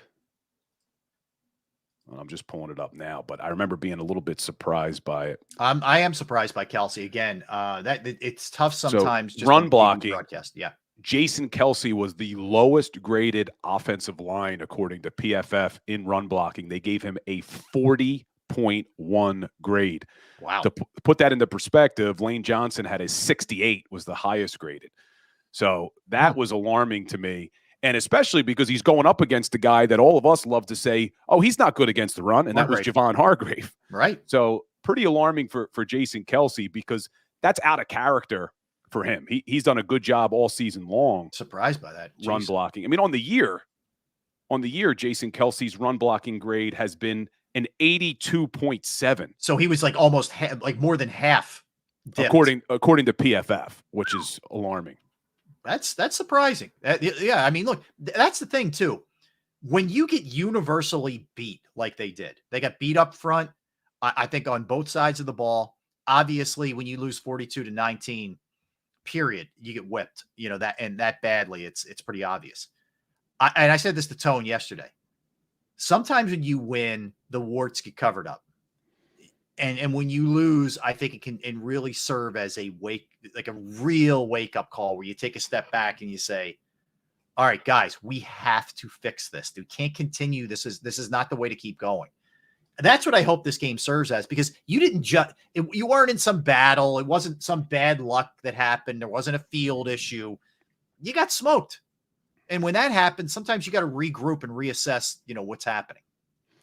We're going to learn a lot about this team. We love to talk about how great this team has been under Sirianni and with Jalen Hurts at quarterback at responding to adversity. But they've never been beaten like this. So now we'll see, how do they respond? And they have a great opportunity in front of them to shut a lot of people up and dominate the Dallas Cowboys in Jerry World on Sunday night. Won't be easy, but if they can bounce back with a big win, you'll see a lot of people. And I just talk about the Cowboys for a second. It's just, you mentioned earlier, they barely beat, maybe this was Farzi. You guys are running together in my brain now, but they barely beat the Seattle Seahawks. Yes, they did. That was the only team that they've beaten who had a winning record when they played them. And now the Seattle Seahawks are 6-6. So they've not beaten anybody that currently has a winning record. But I just love the national media now. Dak Prescott, been disrespected for so long. This Dallas Cowboys team, they're a good team. But, man, does the national media love to hype them up as soon as they win a game. Yeah, they're a great front-running team. They do that particularly well. They can beat bad teams. They will smoke bad teams like it's nobody's business. You look at their wins. All right. They've beaten the Giants, the Jets. I'm just going chronologically here. Giants, Jets, New England, Chargers, Rams, Giants again, Carolina, Washington, and Seattle. You're right. Not one of those teams is over 500. So how does that bode for the stretch here where they face the Eagles? I think, is Buffalo still 6-6? I think that's what they are. Eagles, Buffalo, Miami. So at least of the 1, 2, 3 of the 5 teams that they have left, 4 either are at 500 or above 500. So the notion that Dallas runs the table is, let's wait and see on that one. I'm much more concerned about San Francisco running the table than I am Dallas. Let me put it to you that way. Yeah, they don't impress me. I do think they have a decent team, but we saw what they've done against some bad teams. And I see some of our Cowboys trolls in the chat not happy with me that we're just speaking the truth. We haven't said anything that wasn't true. They haven't beaten a single team that currently has a winning record. Yeah. But and look, they're good. They're good. Nobody's arguing that. Like we said earlier, I mean, they're the number 1 offensive scoring team, and they're the number 4 points allowed. That's a good. They're 32.3 points per game that they score, and they only give up 18.3. I mean, that's good. But we'll see when the competition ratchets up to close out the season, like it's going to do. You just reminded me, Rob, because you talked about one of the teams that they beat, and the Eagles beat them as well, the New England Patriots. How bad have things gotten in New England? Did you see they're the first team, I think, I don't know how long back it goes, but to hold a team to under 10 points and still lose every game? Yeah, 6-0 was the final last week. Yeah. And they've lost like 3. Well, let me see what it was, because they lost 3 straight games, New England. They lost 6-0. Yep. 10-7 and 10-6 are their last 3 losses. So that defense has held teams to 10 points or less 3 straight games, and they've lost all 3. You think Belichick's back next year? I don't. I've been on it for a while. I don't. I know he just signed an extension I guess before this season. But I think there will be a mutual parting of the ways where it'll be spun like it was just better for both sides. Bill's been incredible, but we understand he wants to, maybe tackle some new horizons, and, we're ready for a fresh voice. Wish him nothing but the best. Every kissy and huggy and bye-bye and all that good stuff. Like, I think that's where it goes. I don't think he's back. I do not. Tone disagrees. I think Tone is on. He's going to be back. I don't think so. If I'm Robert Kraft, I'm pulling Belichick aside and saying, listen, man, you've earned the right to go out on your own terms. So that's why I'm telling you, why don't you step down? Because I don't think that you should fire a Bill Belichick with everything that he's done. But I do think it's time for him to move on. And I think you started to see it last year when they tried that whole experiment with Joe Judge and Matt Patricia as the offensive coordinator. It was similar to what we saw with Andy Reid. As great as Andy Reid is as a coach, and I think he's one of the greatest to ever do it, if you remember his last year or one of his last years here in Philadelphia, they decided to make Juan Castillo, correct, the offensive line coach, the D coordinator. And everyone's like, what the hell are you doing? Mm-hmm. And that started to kind of be the cracks in the foundation, and then it was time for him to move on. And look, he's had great success in Kansas City, but I do think his time had come here in Philly. And you're starting to see some of that stuff from Bill Belichick saying, like, what are you doing, man? You are. And I know it bothers him down deep that everybody's going to say, see, it was more Brady than him. I know that's going to tick him off. I know it, but hard to argue. Brady covered up a lot of flaws. He really did. And the Bills' biggest problem isn't necessarily Bill the coach. It's Bill the player personnel man. Yeah. I don't think he recognizes talent coming out of the college ranks well enough, and especially on the offensive side. And he's trying to get away with not having great talent on the outside at wide receiver, which you could get away with to an extent with Brady. You can't with these other guys. And you mentioned Tom Brady, and not only did he cover some stuff up on the field, I think the intangibles, because we talk about the intangibles a lot with Jalen Hurts. Tom Brady was one of the best leaders we've ever seen in this sport. No doubt. And I think that whole Patriot way worked because your leader on that team was Tom Brady leading the way. When you remove him from the equation, the Patriot way becomes a little bit more difficult with some of these younger guys. Yeah, I think it's exactly right. I mean, a combo of greatness and, just an innate ability to lead. It's amazing what Brady did for as long as he did. All right, let's get a quickie in here, and we will come back, kind of jump around. We got our NFL segment coming up at the top of the hour, and then when we come back, we'll mix in some Flyers. I know you love the Fly guys, taking care of business against the Penguinos. And we'll mix in some Sixers and some Phillies as well, because the Phillies handed out a little extension, which we didn't get a chance to get into. We will do that when we come back. Don't go anywhere. He's Bill Colarulo. I am Rob Ellis. We are Sports Take, JAKIB Sports YouTube Network. Time for me to tell you about Pro Action Restoration. Yes, Pro Action Restoration is the place that you turn to if your home, your business experiences the pain, the inconvenience of water, fire, smoke, mold damage. I experienced the pain of water damage, and I have big giant holes in my ceilings and my wall to prove it. And the great folks at Pro Action Restoration fix the problem. They're actually coming out here next week, early next week, to begin work on my house. And again, the beauty is Pro Action Restoration is licensed, bonded, fully insured. They've been serving the tri-state area for more than 2 decades, and I can tell you from personal experience, Pro Action Restoration works in conjunction with your insurance company. So again, if it's water, fire, smoke, mold damage, you name it, they can handle it. Give them a call. 610-623-3760, 610-623-3760, or you can reach out online, proactionrestoration.com. That's proactionrestoration.com. Go to get your game on. Go for the beers. Go for the cheers.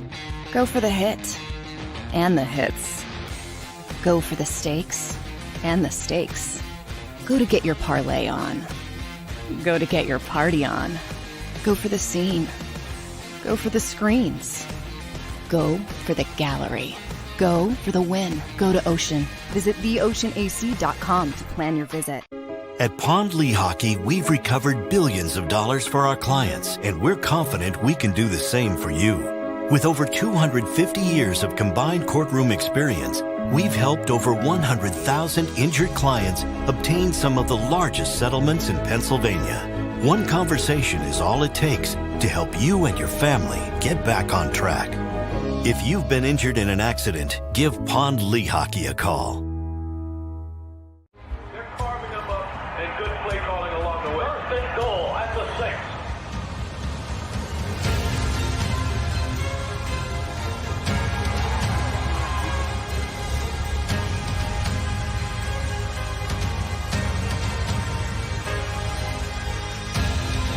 On the field of life, First Trust Bank is there for you. Champions on 3. 1, 2, 3. Because Philadelphia dreams deserve a Philadelphia bank.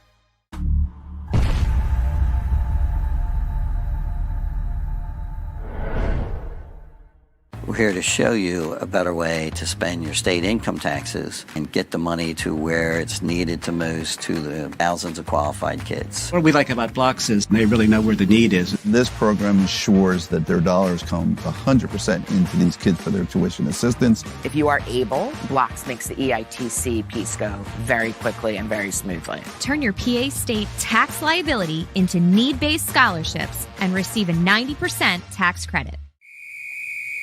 Underdog Fantasy has a way for you to play alongside your favorite football team all season long with their fantasy pick'em game. You pick between 2 to 5 players, select whether they'll go higher or lower on one of their stats, then do what you usually do on a Sunday. Watch the games. You can win up to 20 times your money in a single game by going 5 for 5. It's a fantasy game, and the sports betting show wants you to get involved. Go to UnderdogFantasy.com. When you sign up, use the promo code WIN, and Underdog will double your first deposit up to $100. That's UnderdogFantasy.com. Use the promo code WIN. Do you stream on a Roku, Fire Stick, Google TV, or Apple TV? Now you can watch 6ABC 24/7 with the 6ABC Philadelphia streaming app. And the big story on Action News. Search 6ABC Philadelphia and start streaming today. EAGLES. Eagles.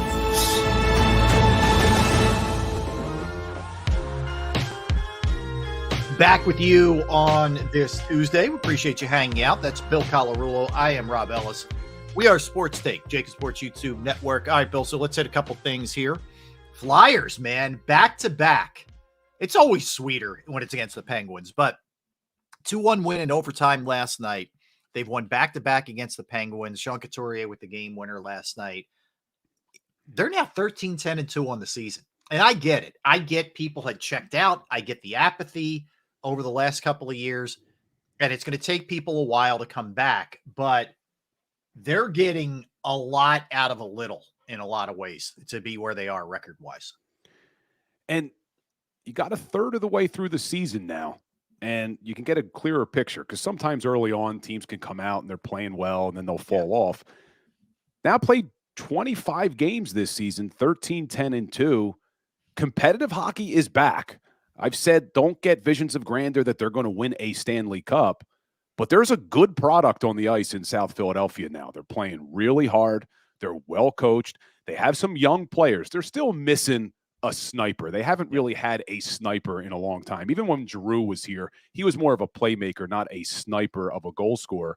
But they're getting contributions from some young guys now. Tyson Forster, 4 goals in his last 3. Big goal last night to tie the game. Couturier looks healthy. The game winner in overtime last night. They're a fun team to watch. They play really hard, and they've been great on the penalty kill. You look at last night, they go 3 for 3 on the penalty kill. That's 35 of the last 37 penalties that they've killed off, and they're top 7 in the NHL. That's because they play hard. You know, under John Tortorella, you're going to block a lot of shots. You're going to play really good defense, and if you're not, you won't be playing. Well, you saw what he did the other night. Yes. You got Joel Farabee, who's been one of your better players all season, has one bad shift in the beginning of that game. He sat on the bench the rest of the game, even after losing who was the guy they lost that got kicked out of that game? I'm forgetting his name now. But he got kicked out on a questionable hit. It was a clean hit. Geez, it's driving me crazy. But anyway, I got you. Yeah. That was Thursday night. Yeah. But anyway, that's what you're going to get from Tortorella. But they're playing really good hockey. So if you used to be a Flyers fan and you checked out because of how bad the product has been on the ice, I don't blame you. But it may be time to turn your attention back to the Flyers because they're playing some really good hockey right now. You brought up Forster. Man, he's got a heavy shot, doesn't he? For a young kid, that shot is 4 goals in his last 3 games.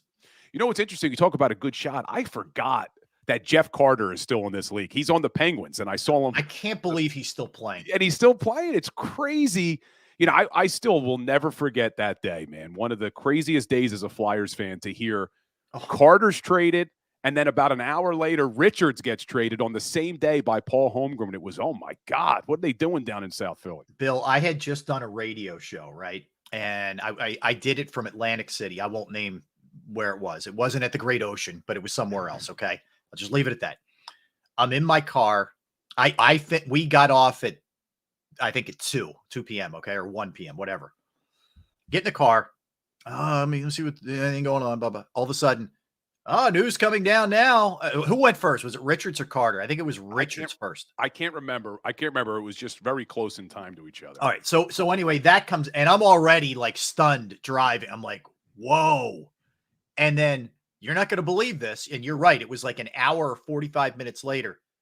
Like Jeff Carter also gone. It was like, whoa, man. That was a turning point, really, in a lot of ways, organizationally. And then you remember, I was a little bit angry at the time, a little bit jealous, I guess you could say, because they traded Richards to L.A. and they traded Carter to Columbus, and Carter didn't want to be in Columbus. Correct. Wasn't happy there. Yep. He ends up getting traded to the L.A. Kings, and then they win a Stanley Cup together. It was – I had just had jealousy, man. I've never seen a Stanley Cup, Rob. I'm not old enough to remember the 74-75. I wasn't born yet. Yeah. And I have been a huge Flyers fan from when I was a kid. grew up playing hockey from when I was about 5, 6 years old. And in my house, as much as we were Eagles fans, for whatever reason, my family loved the Flyers. My grandparents loved the Flyers, I think because they fell in love with those Broad Street Bully teams. So I always grew up watching hockey, went to all the games, and they got so close so many years. And I grew up with the Eric Lindros teams and the Legion of Doom and how close they got, and have never been able to deliver that Stanley Cup, man. That's one of the things I really want to see. Same here. I mean, I was too little. I was alive, but I was a little baby, you know, when they won in 74 and 75. I don't remember it. So I grew up with the teams that got really close with Mike Keenan, you know, Dave Poulin, those guys. I love those guys. Tim Kerr. What was it? Was it the 87 team with the offsides call? That was 79-80. Yeah, Leon Stickle. 87 was Hextall, rookie year, right? Yeah, 85 was Pelly, 87 Hextall, you know, and they went against what was a future, you know, Hall of Fame team with the Oilers, you know, those years with Gretzky and all those guys. But anyway, they got close a bunch of times. They were scrappy. You know, then it was Lindros era, which was a lot of fun. You know, then it was kind of like Hitchcock and Roenick and those eras, and they got close. 2010 was crazy, that whole run. But yeah, I mean, it's, you know, 48 years now, man. It's crazy. It's been 48 years, but I think they're on the right path. I just want to see playoff hockey back in South Philly. Yeah, there's nothing better, man. It's just the game gets raised to a whole different level, and hockey's still probably the only sport that I prefer to watch in person than on television. Every other sport, I'm okay being on my couch watching it. I mean, obviously with the Eagles games now, I'm down at the wonderful Ocean Casino doing game day shows. But hockey, it's just different when you're in the building. Yeah, agreed. Oh, I tell people that all the time. Even if you're not a diehard hockey fan, go in person. You'll gain an appreciation for the sport.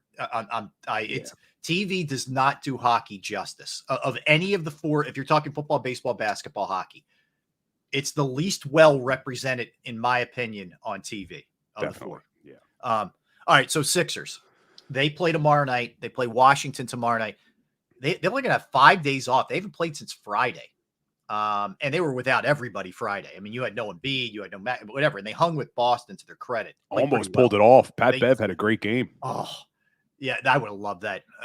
Loathe the Celtics, but anyway, they get Washington tomorrow, and it looks like everybody should be back for them. So here's where they are right now. They're 12-7, which is good for fourth in the Eastern Conference. Boston's 15-5. Boston lost last night in one of those in-season things to the Pacers. I have no idea what's what with that. Orlando's 14-6. Milwaukee's 14-6. Then it's the Sixers and the Knicks at 12-7. The good news also is they're getting Kelly Oubre back from whatever went down, but it looks like he's coming back. That's great punch for them offensively that they've needed. It's hard because when they don't have it like Oubre, it's basically Embiid and Maxey, unless you get crazy contributions from like Pat Bev. Those two have to go nuts and be almost borderline great every night for the Sixers to win. Yeah, you can't rely on the other guys. They'll have a good game here or there offensively, but you just can't rely on them week after week. But maybe Oubre can really help this team out, but I still think they're missing that third piece. So I just want to see them keep winning games, stay relevant, and hopefully at the trade deadline, somebody becomes available that you could add to this team to maybe put them over the top. And I don't even really like mentioning his name, but did you see James Harden came out and talked a little bit more about what went down with Daryl Morey? Yes. So, for people who didn't see it, I think it was an Athletic article. And basically the gist of it was I was promised a max contract by Daryl Morey, and then he ghosted me, I guess is kind of the gist. And according to people who, John Clark, I saw, among others, said that their sources told them that didn't happen. Well, I don't think, if I understand the NBA rule correctly, I don't think that's something that would have been legal for the Sixers to make that type of promise. I think they would have been penalized for that if that was the case. But anyone that watched James Harden last year, what would make him believe that he was worthy of a max contract? That's what I find so disturbing. I guess he thought, here's my guess, and a lot of us thought this too, thought Morey was so blinded by his friendship / affection for James Harden that he was going to give him a deal anyway, just because he was blind to the fact that this guy was, nowhere near what he was previously. I'm extremely thankful that he didn't go that route. But Harden and his agent have misread this thing from the jump. Yeah. There isn't the market for him. People see the limitations. It's why do you think he opted in? Because he knew, the agent knew nobody was giving him anywhere near $36 million that he's making this year. He should be thankful. What do you see the dip in the salary that he gets next year? It's going to be massive off of what he's making this year. For him to think he was getting a max, it's absurd. He's kidding himself. And that's why I was so happy with the move when they made it. I think they did a good job there getting rid of him. You unloaded PJ Tucker's contract. And if you saw some of the stats, PJ Tucker, I think he has 0 points in his last 12 games or something. You're playing 5-on-4. Ridiculous. Yeah. So that's good. And they got a lot of assets back. And they now have some flexibility. So we will see. I just don't think, as it's constructed, as good as Maxey is this season, the leap he's taken, I just don't think they can compete in a 7-game series with Milwaukee or Boston or, even the Magic look good right now. But, they do. We'll see what happens as the trade deadline gets here. That's the thing. As much as it's definitely refreshing watching them, Nick Nurse is doing a hell of a job. It's nice not to have the hardened cloud over you. Maxey's a blast. Like, they're fun, right? But the problem you have is, at the end of the day, if you slice and dice it, are they still good enough to get beyond Boston and Milwaukee as presently constituted? No. Yeah. They're not. They're not. Sills jumping in here on the hockey discussion. Is that the real Big Sills? Yeah. Crazy NHL champion stat from 73 to 88, 15 years, only 4 teams won.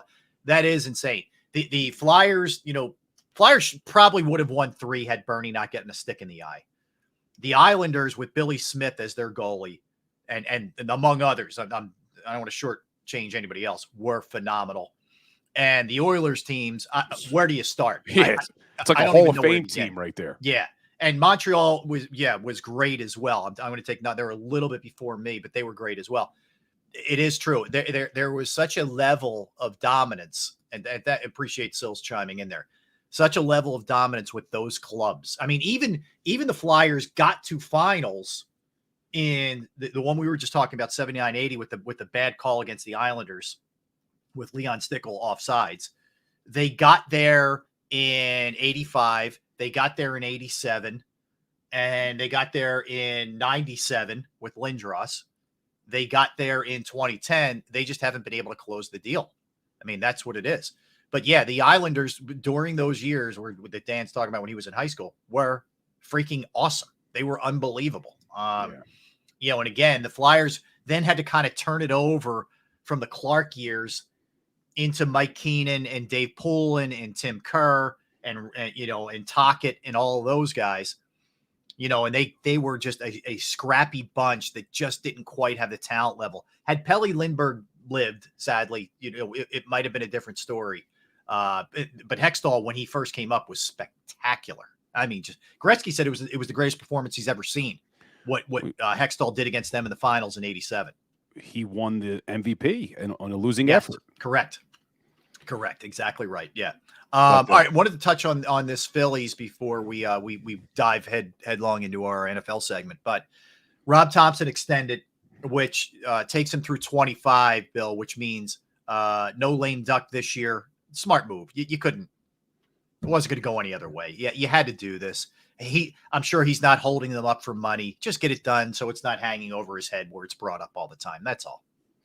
And Farzy and I just talked about this on my show earlier. Just because they gave him this extra year, make no mistake, if the Phillies underperform, Middleton won't have a problem paying him for a year he's not managing this ball club. I'm hoping it doesn't come to that. Same. But, yeah, you couldn't let Thompson go in. And, look, he's done a great job. I know a lot of people were disappointed, including myself, with the way it ended this year. But you look at what he's done over the last 2 seasons. It's amazing. It's amazing. And he's the perfect voice for that team because there was a lot of people, rightfully so, panicking this year with the slow start. And Thompson stayed calm, said all the right things, believed in the team, and they almost did it again. I know almost doesn't count, but he's been a good voice for that team. I think if there's one, and I believe he'll learn from this, if there's one lesson extracted from the way it ended, I don't think he'll stay as loyal to guys in general, but especially in the bullpen.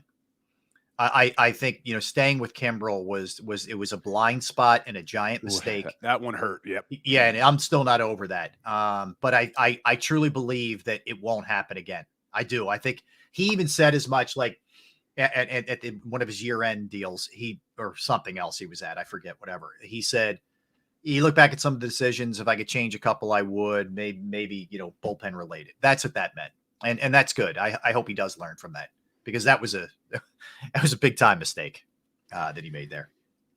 Very frustrating to watch. Yeah. Very frustrating to watch. And it's still, man, I don't want to go back to those memories, but I still can't get over a guy who's been in the major leagues as long as Kimbrel has been in the major leagues, can't hold a runner on first. A guy gets on first, he's automatically in scoring position because you just can't hold him. That just frustrates the hell out of me. How about the one play when we kind of laughed at it? I think the Phillies were up it was a pretty healthy lead. He drops the ball to get the balk called. Yeah, just because he doesn't want the guy behind him. Doesn't want the guy behind him, like stealing signs or whatever. I'm like, how is this a thing? Like, how is this even possible? And look, anyway, you rode him as far as you could ride him, but you had to recognize it was time to get off. The good news is, I don't know where you stand on this. I don't, and I love the guy, and I think he's a lock Hall of Famer, and he's been one of the greatest ever. But I don't want the Phillies going after Trout. I just don't believe he can stay healthy. Where do you fall with that? A couple years ago would have been a no-brainer Yeah. to bring Trout in, but I do think that you've seen a big decline. He can't stay healthy. Look, the story would be great. Hometown kid coming back, always at every Eagles game. Yep. But I agree with you. I don't think you bring in a guy like Mike Trout into this lineup. Would you do the move? There's some rumors they want Juan Soto from the San Diego. Yeah, I can't imagine that he doesn't end up. He just feels like Yankees or somewhere else, doesn't he? I mean, or Mets. That's the other thing. The Mets owner has been, other than Serrano, has been laying pretty low. Or Severino, he's been laying pretty low. I think he's coming soon. Whether it's Ohtani or somebody else, or the Japanese pitcher Yamamoto, I think he's going to come in swinging real soon, because this guy can't help himself. Steve Cohen can't help himself. It's coming soon. Yeah, but hey, Phillies, we know they'll spend the money. They're going to do what they need to do. I still have confidence that we will have a World Series championship during Bryce Harper's. Oh, no question. career. No question. I agree with you too. We need it. We need it. He deserves it. For sure. I wanted to hit a couple NFL things before we go into all the stuff. So you had the game last night between the Bengals and the Jags. It turned out to be a spectacular game in Jacksonville. Game. Oh, and I thought Jacksonville would run away with it, to be honest with you. I didn't have any faith in Jake Browning. All Jake Browning did, 32 for 37, 354, a touchdown, a 115.5 passer rating. Jamar Chase went bananas in the game. That was a fun one. I mean, that was a back and forth. I'm laying there like, I'm not going to sleep on this thing. It was a great game. Same, and I was a little bit delayed. I had DVR'd the game, and I was a little bit delayed, not checking my phone, trying to catch up. So that's always torturous. Keeping my eyes open. But what a game! What a game! And you're right, Jake Browning looked unbelievable. We know how good Chase was when he's healthy, but this was a big missed opportunity for the Jacksonville Jaguars, because if they won that game, they would have leapfrogged to the #1 seed in the AFC. Right. Big loss, and I love Doug Peterson. I'm rooting for Doug Peterson. That was a tough loss for them, and now you don't know how long Trevor Lawrence is going to be out. They're saying it was an ankle sprain. He's going to have more testing done today, but that didn't look good. Yeah, so Peterson basically said they think it's a sprain. He didn't even use the word high ankle, and they're going to see how he does here. So it could have looked a lot worse. The other big one for them is Christian Kirk. It looks like he's got an oblique and might have to have surgery. So that's a big blow, man, to Jacksonville. That's a big loss, depending on how long he's out, if he's able to come back or not. So that's a biggie. I think the Jaguars are still a little bit farther away from the Chiefs and the Ravens. And I agree. The higher echelon teams, but a lot of credit to Doug Peterson. You look at what he's done in 2 seasons in Jacksonville after the disaster that he was left with Urban Meyer. And Doug Peterson, a lot of people thought he was a good coach when he won a Super Bowl with the Eagles, but there was still kind of that question, well, how much of it was him? A lot of people thought it was Frank Reich. We've seen that's not the case. Yeah. But now I don't think there is any denying that Doug Peterson is a great NFL coach. I always thought it was weird. Like and this came from some Eagles fans. I wouldn't say a lot, but Eagles fans were like, basically, that was Reich and DiFilippo. I'm like, really? Yeah. Doug's calling the plays. Doug's the one you see it on the sideline when he's mic'd up, who has the guts to go with Philly special. He never let his foot off the pedal. I don't know what the issue some people had with him. Like I look back and would I have given him another year if I was the Eagles? Yeah. Can I really complain about the job Sirianni's done? No. It all worked out for both sides. It worked out for both parties very well. I'm happy for him. It's still amazing, Rob. I mean, if you would have said to me in 2017, after they won that Super Bowl, that Doug Peterson was only going to last 2 more seasons, it's just crazy the way it all ended up. But we talked about this the last time I was on your show. Thankfully, Jeffrey Lurie does a good job of hiring head coaches. They found another one that nobody knew about, that nobody was really looking at in Nick Sirianni. But yeah, got to root for Dougie P. Would love to see the Jacksonville Jaguars do some things, but I just still think they're a little bit of ways off from the Ravens and even the Chiefs. Yeah, I agree. All right, so let's dig in on everything NFL. We'll look at I'm going to give you the MVP odds, Bill, how they've moved since last week, Super Bowl odds, how they've moved since last week. And we got some really strange potential quarterback matchups this week in the league, which isn't necessarily good. Okay. I'm forewarning you, but Bailey Zappi-ish kind of things that we're going to be talking about when we come back. So don't go anywhere. He's Bill Colarulo. I am Rob Ellis. We are Sports Take, JAKIB Sports YouTube Network. Time for me to tell you about Flynn Tree Services. Yes, Flynn Tree Services is an experienced, licensed, and insured Pennsylvania tree services company that will trim or remove any unwanted trees off of your property. They offer cost-effective solutions to any tree problem that you may face. They are experts trimming all types of trees, and they serve southeastern Pennsylvania, South Jersey, and northern Delaware. They specialize in tree removal, stump grinding, as well as tree pruning. You can go to their Facebook or Instagram page for more information or to check out a sampling of their work. Give Flynn Tree Services a call at 610-850-2848, 610-850-2848, or online at flynntreeservices.com. That's flynntreeservices.com.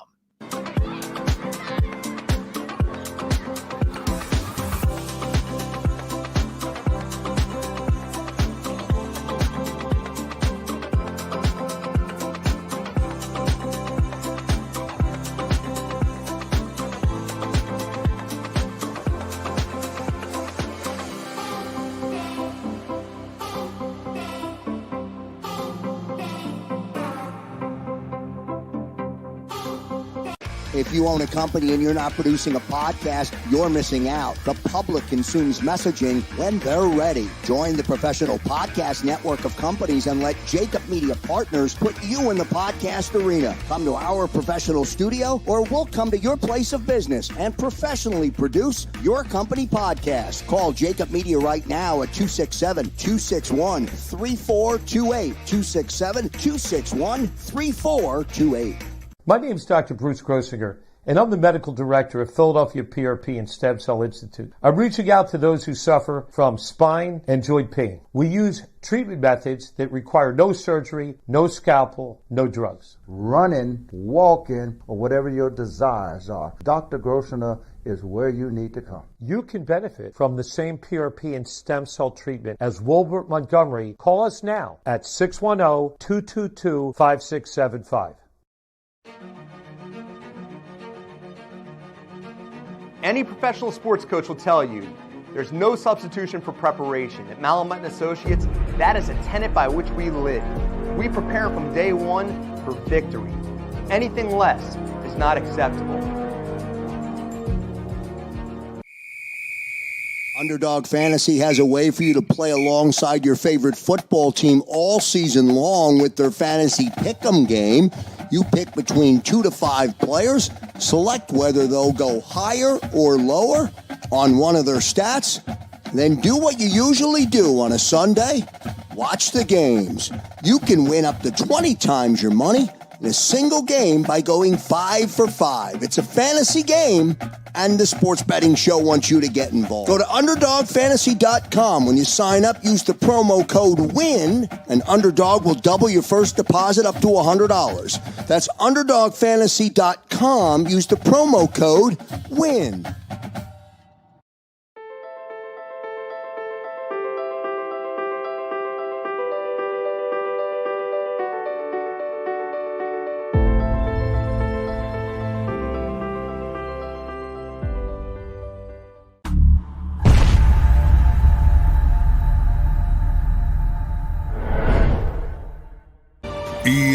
EAGLES, Eagles.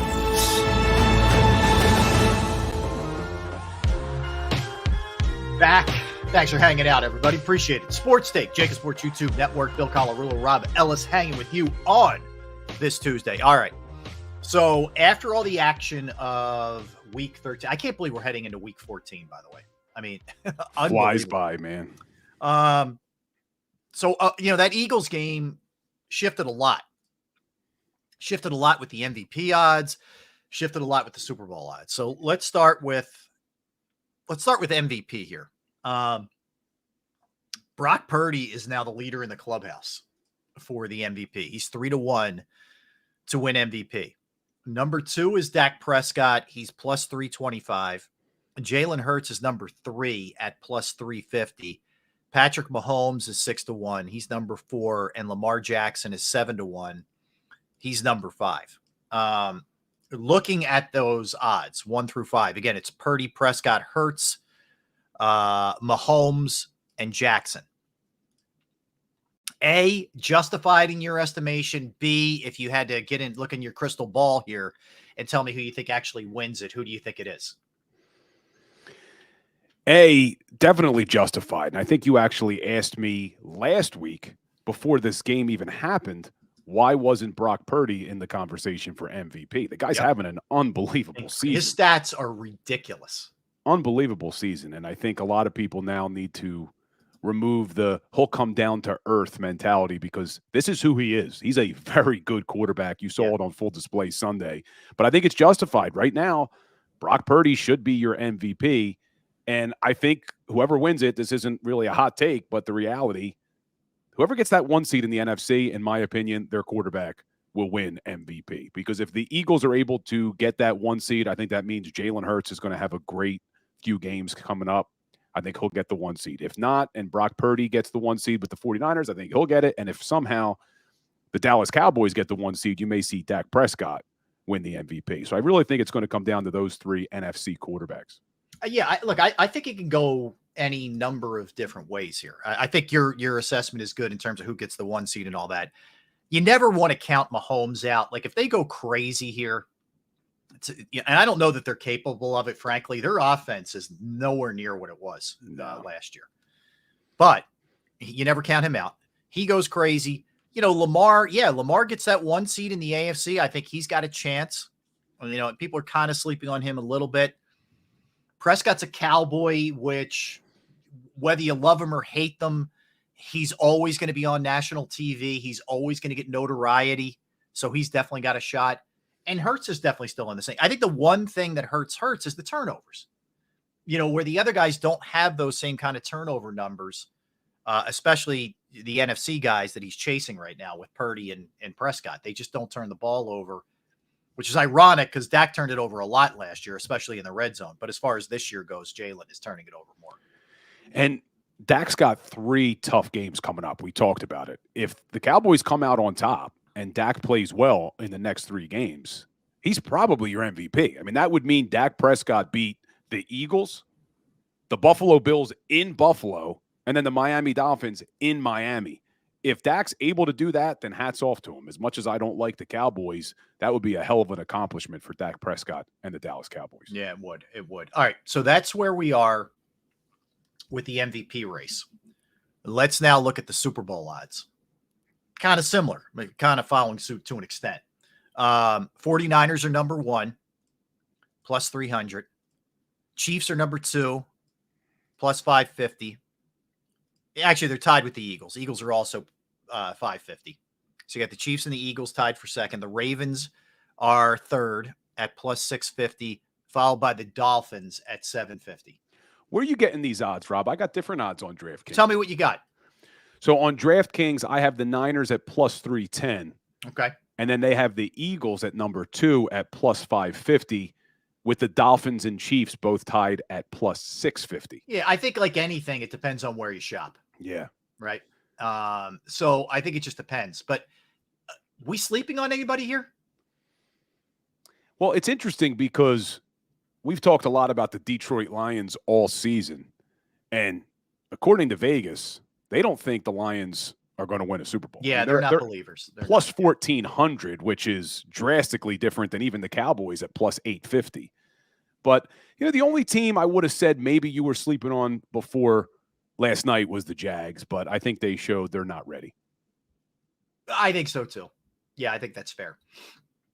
Ian Rappaport put out the Cowboys, Eagles, and 49ers playoff clinching scenarios this weekend. You ready for this? All right. Well, here's the Eagles. Of course, they're the Sunday night game against the Cowboys, but here's the Eagles.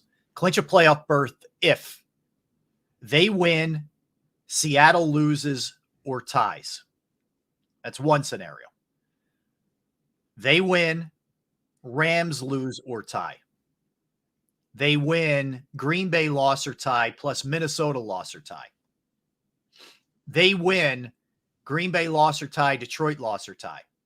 They win, Ram loss or Seattle loss. They win, Ram loss, Minnesota loss or tie. They win, Rams loss, Green Bay loss or tie. They win, Seattle loss, Minnesota loss or tie. They win, Seattle loss, Green Bay loss or tie. They win, Minnesota loss, Green Bay loss. Ugh. All I got was they need to win. Yeah, win. Cowboys win plus Minnesota loss or tie plus Green Bay loss or tie plus Seattle. You know what? I'm not even going to go through this. Yeah, there's so many of them. My head's going to spin. Here's what I want to see happen on Sunday. I want to see the Philadelphia Eagles beat the Dallas Cowboys, and I want to see the San Francisco 49ers have a letdown game against the Seattle Seahawks. Not predicting it'll happen, not putting money against the San Francisco 49ers, but that would be a perfect weekend for Philadelphia if you see the Niners lose and you see the Cowboys get taken down by your Philadelphia Eagles. Would probably also be good for the Seahawks to beat the Niners and then have a letdown game the following week on Monday night against the Philadelphia Eagles. Am I getting greedy? No. Look, I don't think it's crazy. We know how emotional this game can be. Some would argue that was the Niners. They build it up like it was a Super Bowl, right? You come off of that, there's a natural letdown that's going to be there. Now, I think it works the other way with the Eagles. If that didn't wake you up, that doesn't mean they're going to beat the Cowboys, but if that didn't wake you up to some of the things that you've been getting away with, I don't know what will when you get embarrassed like that at home. So you should see this game better be close. I'm not looking for a moral victory. Don't get me wrong, Bill. But if they don't show up against the Cowboys and they get beaten up again, it's time to start getting worried a little bit here. And especially if the defense looks like garbage again, it's time to really start getting worried with this team. I said it earlier on the show, and I saw some people in the chat giving me some slack for it. I think Nick Sirianni's a great coach. I really do. And I know some people think he's just a cheerleader, but I think he is a great coach, and I think what he does best is really keeping these guys focused. Yes, we saw a bad game on Sunday against the 49ers, but that's really one of the only times where you've seen them not be able to overcome adversity. And I think what you're going to see is Nick Sirianni is going to have this team ready. I think the leaders on this team are going to have this team ready. I just can't imagine that a team that's had the success that the Eagles have had over the last 2 years is going to come out after the ass kicking they just took and not be up in Dallas for a Sunday night football, nationally televised football game. And I think Nick Sirianni, it's now time for, hey, if he is just that cheerleader that some people accuse him of being, I think it's time he really earns what I've been saying is that he's a great coach. I think he'll have these guys ready. No, listen, I do too. The thing about Nick is, and I think it'll be reflected in his staff here. I think he's very self-reflective. I think he looks in the mirror. He realizes when things aren't good enough, and he's not too stubborn or too proud to make a change. I've always admired that about him. So I think that's going to be something that we're going to see. Again, I get back to this is where like the rubber hits the road for me with this. Being willing and able are two different things. Are they able on the defensive side, especially the back end? Are they able to make the adjustments and do what you have to do to succeed? Now, the answer they held the Dolphins down offensively. They did a pretty good job against the Cowboys, all things told, even though that was a little crazier. They've done a good job a couple of times this year, but I'm not in love with where things are trending in some cases. And they did a good job against the Rams, who had a good passing offense Yes. at the time in the second half. So you feel like the talent is there. And we have seen people talk about adjustments. We have seen Sean Desai come out in the second half of games and do a good job of shutting down opposing offenses. But hey, this is why we love this sport, man. This is why we love the NFL. And we hate Cowboys. We love Cowboys Week because of all the hate we have for the Cowboys. It doesn't get much better than this. That this game means a ton for both teams. It's on a Sunday night, and it's going to dictate a lot when in terms of the NFC East, the NFC. This is why we watch, Rob. So you really can't ask for much more than what we're getting this week. Isn't that what's crazy? I mean, you think about like just for a second, look back at what this stretch has been and the intensity level every stinking week during this stretch. You went from Dallas at home and all the build up for that game. You had a week off after the Dallas win to soak it in and then start looking ahead to the Super Bowl rematch against Andy Reid. Then Buffalo, which is no slouch kind of game. Then this Niners game, which was, just a torture chamber to get to. And now the Cowboys again. Like, there is no let up here. And not only with who you were playing, but the way they won those football games. Yeah. You won Dallas pretty much last play of the game. Was the last play of the game. Was there any time left on the clock? I forget if they had to kneel it out, but pretty much the last play of the game, they win that game. Mm-hmm. Kansas City comes down to the end. Buffalo is an overtime game, gets sent to overtime on a clutch kick that we talked about with David Akers. I mean, you're right. It's been just the emotional roller coaster this team's been on. And that's why I did expect a letdown. I thought that there were a lot of reasons the Eagles could have lost the 49ers game. It's just you didn't expect what we saw. Maybe they would have lost, but not like that. I had them losing the game, and I'm not happy about it. I was hoping I was wrong. But I didn't think. I thought it would be a tight game. I did not think that they would be taken apart like this. I do think you have to factor that in terms of the schedule, in terms of what you were coming off. They had 10 days rest. This is not excuses, just part of it. Yeah. But they had 10 days off. The Eagles were coming off an overtime game, and you know what? You could say, the Eagles should have played better. Maybe you don't get it to overtime, whatever. I think all those things factor in, and it's part of why we always have these discussions about ebbs and flows of a season. There are ebbs and flows, and you dipped into one of them on Sunday, and that's a team you can ill afford to do it against. Plain and simple. You have to bring your A game against that Niners team, or you're going to lose, unless they're injured. You're going to lose against that team if you don't play your best. And the Eagles were nowhere near their best. And they deserve what they got. Yeah, they definitely do. And man, I've got a lot of Niners fans trolling this show, and they were trolling my show yesterday as well. And I told them, look, troll away. You guys earned every single bit of this. You talked trash for almost a year, and they came out and they backed it up. Troll away. Yeah. You guys were the better team, dominated them. So let's just hope we get a rematch against the 49ers. And would rather it be here in Philadelphia than in Santa Clara. Same. All right. So listen to some of these potential matchups at the quarterback position this week. We could have a Bailey Zappi, Mitch Trubisky, CJ Beathard, Joe Flacco. And this one doesn't sound as bad as the others, actually. Gardner Minshew and Jake Browning, actually pretty good. Josh Dobbs, Aiden O'Connell.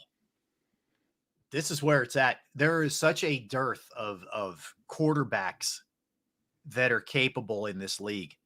When you get to most of the backups, not all of them, Minshew, et cetera, but you get to most of these backups, man, it's bad.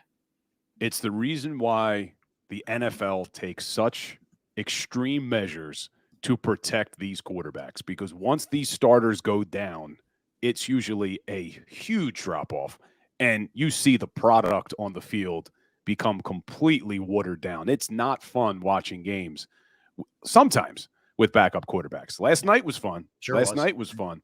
But that's why they take all these extreme measures, and we get frustrated as fans when you see the ticky-tacky roughing the passer calls. But it happens. It happens, and that's why sometimes you scratch your head. I think it was was it the game last night? No, it was the Sunday night game with the Chiefs and the Packers, where I was frustrated watching that game. Mahomes is trying to get the first down, running for the first down marker. The Green Bay Packer defender's coming up at the line to gain, makes the hit, and they call it was awful. Unnecessary. It's like, what do you want these guys to do? Both feet were in the green. He was not out of bounds. And that's the kind of thing should be reviewable. I get it. If you want to go overprotective on these guys, allow it to be reviewable. It was and he didn't lead with his head either. It was a shoulder. I agree with you. It was a clean football play. And how many times have you seen these quarterbacks use that to their advantage, where they almost look like they're going to go out of bounds or look like they're going to slide, and then they don't, and they pick up more yardage because the defender has let up. That bothered me. But look, I get it. It's in the pocket. I get why they're over the top with protecting the quarterbacks. I get it. You want to see these guys healthy. But, yeah, plays like that are frustrating. But we'll get some interesting matchups. My favorite backup of the year right now, Tommy DeVito. Tommy D is starting again this week, by the way. Tommy Chicken Cutlet. Yes, your boy. Yes, he's starting again. Tyrod Taylor coming back from a rib injury, but he's not quite ready yet. So Tommy D's 2-1 in his last 3. So I sent this to Farzy after the game on Sunday, and it just had me cracking up. So someone tweeted out, Tommy DeVito, I'm the most Italian guy in the NFL. Eagle security guy with an Italian flag polo, gold horn, and Italian boot of Italy pendant. Hold my chicken parm, Tommy. Yes. Yeah, I don't know that you're going to out Italian Big Dom. I mean, no, good luck if you're going to try that. Yes. Dom speaks the language too. I don't know if you knew that. Big Dom can speak a little Italian. Oh, is that? I did not know that. Okay. Yeah. He's the real deal. I'm going to be very curious to see if the league hands down any kind of sanctions or whatever. I don't know. I don't know. You haven't heard anything, thankfully. Yeah, I haven't heard.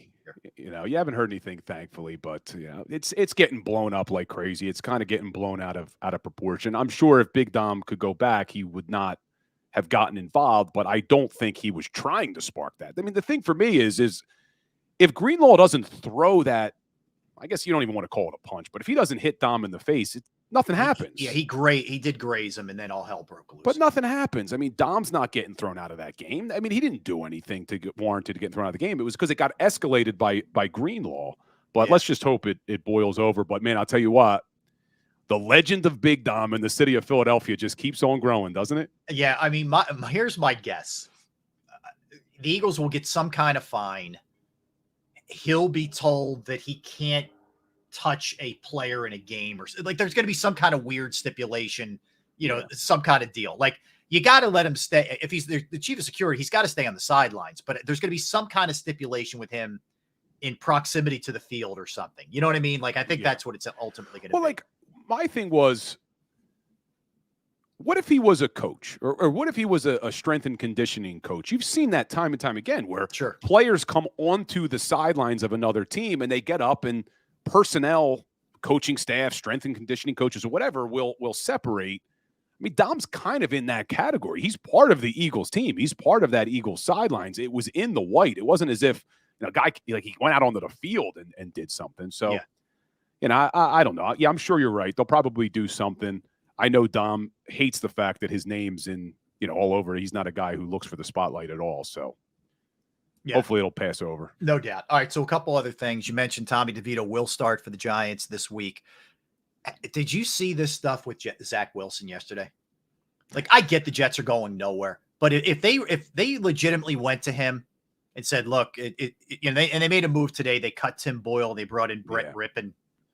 But, if they went to him and said, hey, we're shaking it up again, we're going to go back to you for the rest of the year, and he was reluctant to do it, he would never, ever wear a Jet uniform again. Ever. I don't care what the cash implications are. I don't care. I can't have that guy near my team. But where are you at with it? So Saleh was asked about it. And I don't know if he's just running damage control or not, but Saleh said, let's be clear. If he was reluctant to play, he wouldn't be here. And said that the young man wants the ball. He wants to start. But where there's smoke, there's fire. I don't see how a report like that comes out if there wasn't some truth to it. So I don't know if it's true, if he did it, if he didn't do it. But regardless, Rob, if I'm the New York Jets, I'm moving on anyway, man. Yeah. Oh, no, listen, he's gone at the end of the year. There's no question. But if there was even a scintilla of doubt in anybody's mind, okay, that you still thought maybe there was a chance for him, that should have cemented it for you. Yeah. It should have cemented it for you. It's what's frustrated me, and I'm not Jody Mack. I'm not a Jets fan by any means.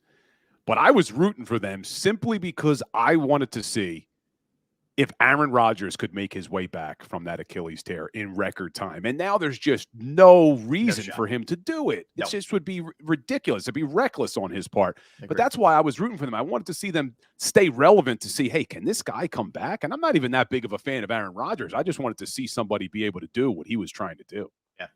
Yeah, a couple of things we mentioned a little bit earlier. Christian Kirk is going to have surgery for a core muscle injury. That generally surgery for that is 8 weeks. That's tough. That's a tough blow to the Jags, like we talked about a little bit earlier. Ramondre Stevenson, not that this matters in terms of playoff contention, but that's another good, offensive player, at least solid offensive player the Patriots will be without. He's got a high ankle sprain. He's out for upwards of a few weeks. So they'll lose him. And I don't know if you can go any lower than 0 points, but we'll see. They might try. They're fighting for that top spot in the draft, man, with the Carolina Panthers. How bad is it to be Carolina and be as awful as they are this season, and it doesn't matter? Chicago owns that pick. How torturous is that as a fan? Like, you don't even get the payoff of your team stinking with a great draft pick. And now you have an owner that, at least the perception, I mean, I don't know him personally, but the perception now around the league is this is a guy you probably don't want to work for. Yes, very much. I was reading some things about him, after, and I believe he was quoted as basically saying something like, when I go to a restaurant and I don't like the waiter, I think to myself, I could buy this place and fire him. Like, really? Yeah. I'm like, that's something that you would say? Wow. Doesn't sound like a good dude to me. Okay. Yeah. Man. Yeah. He is. You look at the amount of coaches he's run through. It's pretty unbelievable. During a short period of time since he's been there. I don't think that's a coincidence. Puka Nacua has an AC sprain in the shoulder, but it looks like he is going to be able to play for them this week against the Ravens. This guy's had just an unbelievable season for them as a rookie. Now, that brings up the standings here. So let's start in the NFC. Yeah, Rams have a shot, Rob. They're not out of it as much as everybody kind of written them off. So they're 6-6 right now. So you have 4 teams. You have the Vikings, the Packers, the Rams, and the Seahawks are all 6-6. Vikings right now are the 6th seed. Green Bay is the 7th seed. LA Rams are the 8th seed and Seattle's the 9th seed. But there's, a lot to be decided. And now you have Atlanta too in that mix, but Atlanta's leading the division right now in the South. They're also 6-6. So I think Green Bay gets in. I think Minnesota gets in. And I think it's going to be, tell me what you think. I think ultimately the form is going to hold. I think it's going to be Minnesota and Green Bay. But what do you think? Who do you think gets in the bottom there? I think it's going to be Minnesota and Green Bay as well, because I think the Rams are going to lose to the 49ers the last game of the season. I don't think they're going to be able to win that football game. But I just think Green Bay, you look at Jordan Love, it's like 3 games in a row now where this kid's playing really well. And he looks like he's the guy they were hoping he was going to be when they got rid of Aaron Rodgers. So I think the Packers are getting in. Vikings is a tough one for me. I just don't know how good the Vikings are with Josh Dobbs. He's played well at times. He's looked like the guy who's been a journeyman at times as well. And they still have 2 games against the Detroit Lions. So you could see maybe the Rams sneaking in there, or even the Seahawks. The Seahawks, they have some tough matchups, hopefully a tough one in 2 weeks against the Eagles. But yeah, I think the Packers, for me, are definitely getting in. It's just going to come down to the Vikings, Rams, or Seahawks for that last spot, and you just don't know. And it's just crazy in the NFC South. Really, no one's out of it. No. You got the Bucs. They should all be out of it, but none of them are. Bucs at 5-7. The Saints are at 5-7. They could catch the Falcons, who are 6-6, and the Falcons could lose any given Sunday with their situation. There's a lot of bad in that division. I mean, everybody kept waiting for New Orleans. Guess what? Dennis Allen's not a good coach. Derek Carr is just a guy. There's nothing special there. You got Michael Thomas on the injured list, making comments, firing tweets off during the game about guys being open. Like, what purpose is that serving? What are you doing? Yeah, they're not. Guys don't get it, man. I don't understand, what the point of any of that is. But while we're in the NFC South, yeah, how impressive is it what Mike Evans has been able to do? 10 straight seasons with over 1,000 yards. Incredible, man. I think he's one of the most underrated football players of the last 10 years, not just receivers, but football players. And you look at who he's had throwing him the football outside of Tom Brady. Right. Who's been throwing him the ball in Tampa Bay? It's been a bunch of guys. It's been a bunch of guys. It's been Jameis Winston. It's been Baker Mayfield. It hasn't been the cream of the crop for sure. And he just shows up every single season and delivers. And he's a free agent at the end of this year. Yeah, he's still doing it at a high level. That's for sure. He really is. All right, AFC. So the way the playoff standings go right now, again, very bunched. Dolphins 9-3, sit on top. They win the tiebreaker over Baltimore on best win percentage in conference. Then it's Baltimore 9-3. Kansas City, who lost to Green Bay, is 8-4. Jacksonville, who lost last night, is 8-4. Pittsburgh 7-5. They're going to be without Pickett because he had high surgery for the high ankle sprain, that tightrope surgery. So it's going to be Trubisky, as we just mentioned. Cleveland is number 6 right now. Flacco's the starter. Indianapolis and Shane Steichen, who's done an amazing job, is number 7. And Houston and DeMeco Ryans, who's done an amazing job, is number 8. Then it's Denver. Don't write Cincinnati off either.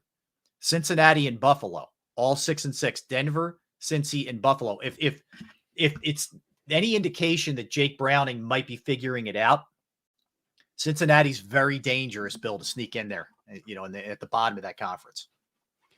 And it's crazy. The NFL loves this, that all these teams are still in the mix, but it's tough to predict who's getting in both conferences. I know I'm rooting for the Houston Texans to get in. Love the job that DeMeco Ryans is doing there, but man, this is really tight. But yeah, if Jake Browning, everyone wrote off the Cincinnati Bengals when Burrow went down, but if he could play the way he did last night, they got a real shot. It's amazing the Bills are still in the hunt because it looks like they're firing their offensive coordinator. There's all this drama, but hey, they could still sneak into the playoffs. But not a lot of good quarterback. It's amazing because you wouldn't have expected Cleveland Browns, Deshaun Watson's out. The Colts, Gardner Minshew, playing well. Rookie quarterback in Houston. Russell Wilson in Denver. A lot of people wrote him off to start the season. Looks like he's coming back. Mm-hmm. Cincinnati Bengals, Jake Browning. It's just amazing. These aren't guys that you would have expected to be leading their teams to the playoffs. And then Pittsburgh now. How long is Pickett out? Is he done for the year? He had surgery. Usually it depends. Those tight ropes try to speed the process up. It may be 3-4 weeks. So he could be back before the end of the season, end of the regular season, possibly, maybe. He hadn't exactly look great anyway. I'm not in love with Trubisky either, but I don't know, man. You don't count them out with Tomlin. I get it. But I just don't like their offense at all. No, but look, those AFC North teams have been winning a lot of times without offense and more so just gritty defenses. But it's going to be fun. I mean, this is why we love the NFL. It's tight. There's a lot of parity in the league. But I do think you look at the top 4-5 teams in the NFL, and I think there's a massive drop-off. I'm including the Eagles in those top teams. Let's hope that continues. But I still think they're really talented. But you got, the Eagles, the Niners, Dolphins, Ravens, Chiefs, and I think you throw the Cowboys in there too. So really those top 6 teams. But then I think there's a big drop-off for everybody else, and that includes the Detroit Lions. I just don't think they're ready. I agree with you. I would say in the NFC, it's the Eagles, Niners, Cowboys. I would give Detroit its own tier, then you fall off a cliff. If you go to the AFC, I'd say Dolphins, Ravens. I still put the Chiefs in there. I probably give the Jags their own tier, and then you fall. There's a pretty precipitous fall after that. I would say that's how I would rank it in both conferences. The crazy thing is, though, something's going to happen on Wild Card Weekend that'll surprise everybody, without a doubt. So that's what's so beautiful about this. That's the beauty of it. All right, let's get a timeout in here. Final break of the program. We roll into our last segment. We got a bunch of things to get into. I want to bounce so we know who the 4 Heisman finalists are, Bill. So we'll talk about that. We'll get into Jim Leland gets selected for the Baseball Hall of Fame.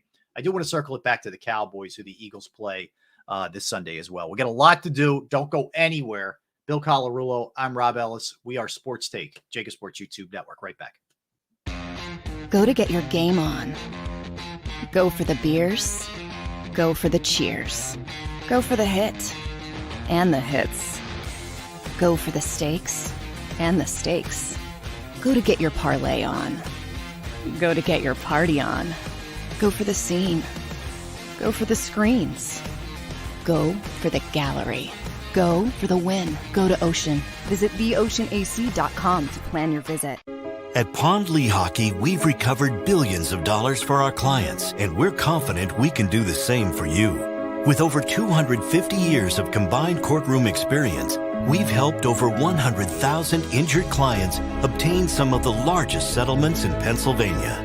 One conversation is all it takes to help you and your family get back on track. If you've been injured in an accident, give Pond Lehocky a call. They're carving them up and good play calling along the way. First and goal at the 6.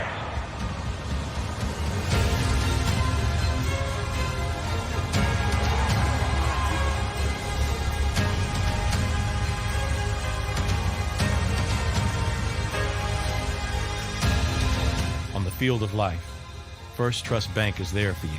Champions on 3. 1, 2, 3. Because Philadelphia dreams deserve a Philadelphia bank.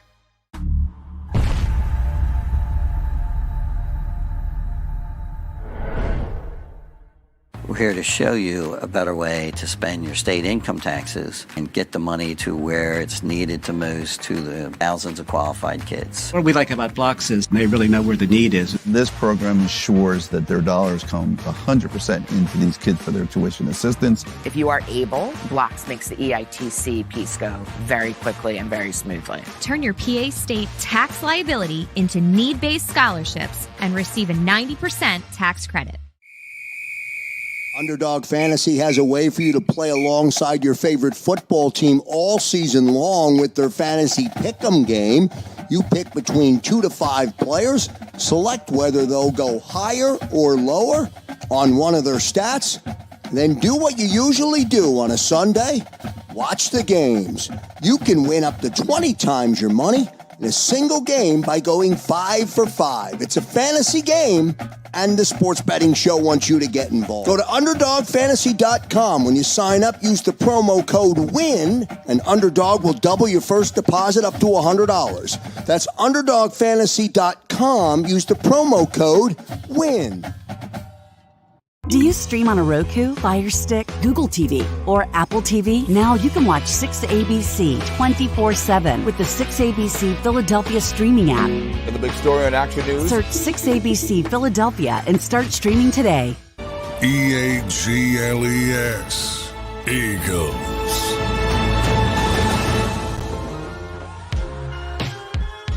We're back. Final segment of the show. Appreciate you hanging with us. That's Bill. I am Rob. We are Sports Take. All right, Bill. So we'll get heavily into this tomorrow with the Cowboys and kind of breaking down where they're at, what they do well, what areas could be exposed as we do each week leading up to the game.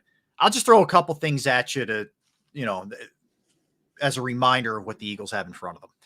So the Birds beat the Cowboys 28-23, week 9 at Lincoln Financial Field. Cowboys come in 9-3. They've won 4 straight.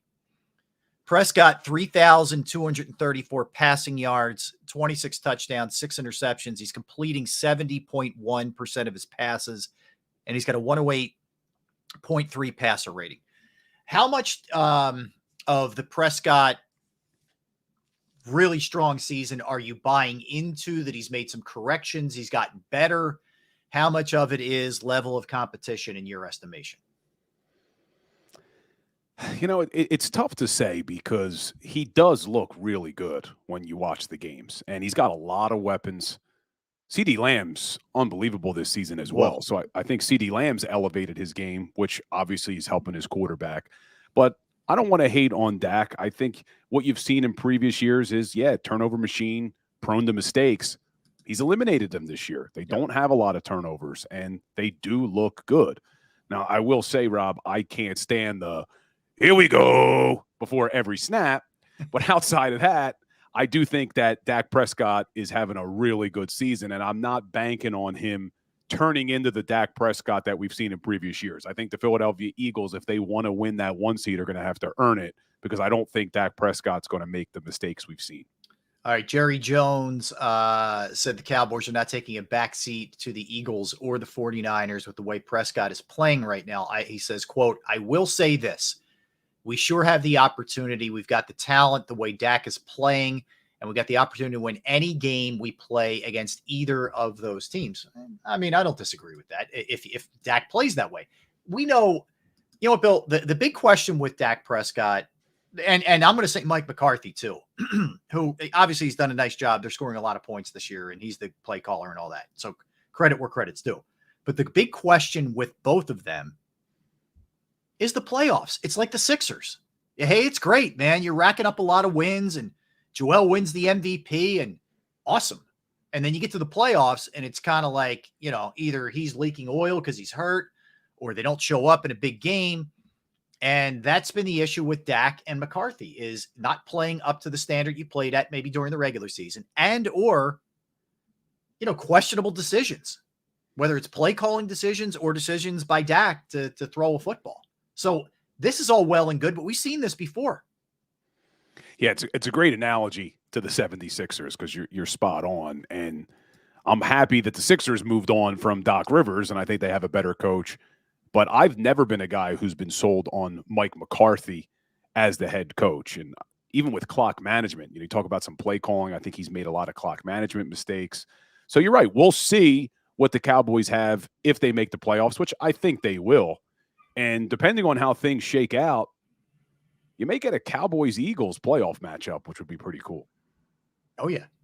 I mean, I don't see a scenario where you're not looking at either Dallas or San Fran or both, in some capacity. Yeah, and if the Eagles do get the 1 seed, let's hope that that's what happens. That would mean the Dallas Cowboys are probably your 5 seed, and they're going to get to play against San Fran. Well, no, it would be the NFC Eagles South. Early. Yeah. It would be the NFC South opponent in the wild card. So the Cowboys will probably be favored in that game. They're getting either the Falcons or the Saints. Yeah. So you're probably going to get the Dallas Cowboys getting an easier wild card game. And if they win that game, they're probably now going to get the Philadelphia Eagles if the Eagles are the 1 seed. So it could play out where the first playoff game is the Dallas Cowboys. But we're getting way ahead of ourselves here. But, we'll see what the Cowboys do. But they, like we talked about a little earlier, playoffs is one thing. Cowboys have a really tough 3-game stretch. Yeah. This is a really tough 3-game stretch, and 2 of these games are on the road. And I saw that stat that they put up during the Cowboys game on Thursday night against the Seahawks. And you look at the statistics of Dak Prescott and the Cowboys when they're on artificial turf versus real grass. And they'll be on artificial turf, unfortunately, at home against the Eagles. I think they've won, 14 straight home games. They've won 14 straight home games, correct. But then they go on the road to Buffalo, on the road to Miami, which I think both are real grass, if I'm not mistaken. So we'll see what happens. I think Buffalo's real grass, isn't it? How do you find that out? Just do a Google search for Buffalo Bills playing surface. Yeah. Guess. I don't know. I guess I always thought they were still that weird to the next turf stuff. I don't know. I don't know what that, because I don't know how that. You're correct. Buffalo. They're going to have natural turf on their new stadium, natural grass on their new stadium that's coming in 2026. But right now it is that artificial stuff. But all right. So from Sean Desai a little bit earlier when he met with the media, he said, quote, regarding the defense and some of the things that are going on. I got to get to some calls differently and get them a little bit quicker and get to them in better situations. That's what I've got to be able to do. That's what's going to help our guys execute in a cleaner format. So I've got to do there's a lot of better jobs being thrown out there, but we started the game fast. We played really good in the first quarter. Then I didn't get to the things that we needed to get to fast enough. All right. So they're all going kind of the Andy Reid route. Yeah. I wasn't expecting Sean Desai to pull a Seth Joyner and come out there and say, hey, our secondary's afraid to tackle. And so this is as expected. But look, all of these guys, we said it the whole show, all of these guys, the players, the coaches, now's their opportunity to show how they respond to a complete domination. And it wasn't just the players. They were outcoached.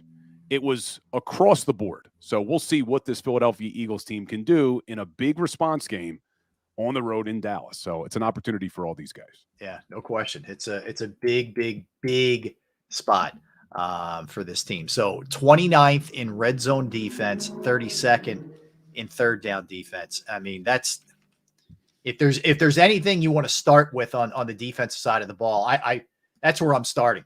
Get off the field on third down and be able to hold teams to field goals when they get in the red zone. That's for sure. The other thing, obviously, like we mentioned earlier, you got to start creating some more turnovers and more sacks, frankly.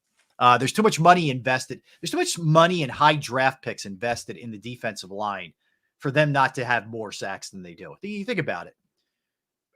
Brandon Graham, first rounder. Josh Sweat, relatively high pick. Fletcher Cox, first rounder. Jalen Carter, first rounder. Jordan Davis, first rounder. Milton Williams, relatively high pick. They should be getting home more. They should be getting home more, and they sure as heck should pick it up against the run with whatever's happened the last couple of weeks. And turnovers and sacks are two areas we saw them do really well at under Jonathan Gannon last year. So I know it's a little bit of a change of personnel, but not so much so on that defensive line. Really, the only thing that got changed on that D line was you took Javon Hargrave, who's a great player, and you replaced him with Jalen Carter, who we didn't talk about those odds. Still by far the favorite to win Defensive Rookie of the Year. Oh, yeah. I mean, I would be shocked if Carter doesn't win. Yeah, I think he's negative. I think he's negative money right now. Yeah, that would to me, somebody would have to go nuts. The one other thing I wanted to throw out there regarding the Cowboys, which, again, this I guess falls into the takeaway category. But Deron Bland, 8 interceptions just by himself. And he's got 5 pick sixes. So, but the thing is, he's Kyle Schwarber. He's either hitting it out or he's striking out. The teams are not afraid to go at him, and nor should the Eagles be afraid to go at him. He'll make plays, but he'll get burned too. And there's no better example than what Metcalf and, like you said earlier, Smith the Jigba did against him. They took him to town in that game. Yeah, he's definitely a ball hawk. Definitely can pick the ball off. It's interesting because Trayvon Diggs, who's out for the season in Dallas, was pretty much the same corner. A guy who you had to be careful because he was a ball hawk and could pick it off and take it the other way, but at the same time would give up a lot of yards because he was susceptible to those double moves. So Eagles, look, they didn't have a problem in the first game. A.J. Brown put up a good amount of yards against him in the first game they played, so I expect more of the same. They just need to be careful. They can't take any unnecessary risks with him because he will not miss. He won't do what the Eagles have done this year, which is unfortunately missed out on some interceptions. You saw Reed Blankenship. Would have been a tough one, but they haven't taken advantage of those opportunities when the ball's been up for grabs, and that's something Bland does better than anybody. The Angels general manager came out and said, we are flat out not trading Mike Trout. That means he's getting traded. That means he's good. He'll be in the next spot. As soon as we sign off, he'll be getting traded. Yes. No, but take it for what it's worth. I view that as the Phillies would be dodging a bullet. And again, I love Mike Trout, but I just don't see Mike Trout staying healthy. So I think that's a good thing for the Phillies. All right. Speaking of baseball, Jim Leyland selected for the Baseball Hall of Fame. What are your thoughts on? I'm glad he got in. Yeah, I think so. He did it for a lot of years, man. Yeah, a lot of success. Yep, and does have a championship. So, the Heisman Final Four have been announced. Michael Penix Jr. of Washington, Bo Nix of Oregon, Jaden Daniels of LSU, Marvin Harrison Jr. of Ohio State. Now I have to refrain. I'm a Heisman Trophy voter. Oh, so I have to refrain from saying we had to cast our ballots by yesterday. Okay. But we are not allowed to say who we voted for until after the show. So I'll ask you, of that four, who do you think wins it? I think it's Jaden Daniels. I know LSU didn't have the same success as some of these other teams did, but you just look at his numbers offensively, and they were impressive. I mean, he did some things that have never been done before in NCAA football. He was spectacular. Yeah, so I think it was a great move. He transferred from ASU to there and has been awesome for them. Yeah, so I think he's going to do it. But, I'd be pulling for Marvin Harrison Jr., local kid, right? Did he grow up here too? I know his dad did, but he did too, right? Yeah, he did too. Yep. So he went to St. Joe's Prep. He played with Jeremiah Trotter Jr. and Kyle McCord, who just announced that he is transferring from Ohio State. Those guys all played at St. Joe's Prep together. So pretty stacked. Man, St. Joe's Prep, DeAndre Swift, Olamide Zacchaeus, a lot of good players have come through St. Joe's. Yeah, it's amazing, what they've been doing, man. They're just churning them out, man, in a big way. Not my high school, man. Where did you go? I went to Bishop Eustis over here in Pennsauken, New Jersey. And my senior year, we had 13 guys on my varsity football team. So needless to say, we didn't leave the field, man. Oh. I played offense, defense, special teams. I mean, that was the good thing. You got a lot of the positive is, man, you're getting time. You're not you have to be exhausted after every game. Yeah, it was tough. It was tough to put together a team there. And I think this year, same type of thing happened. They had to forfeit some games because they just didn't have enough players. Jeez, that's tough. That is tough. It's harder and harder. So many more. I think because of the health concerns and that kind of stuff, it's taken its toll on certain programs. There just aren't as many kids playing anymore. The sport.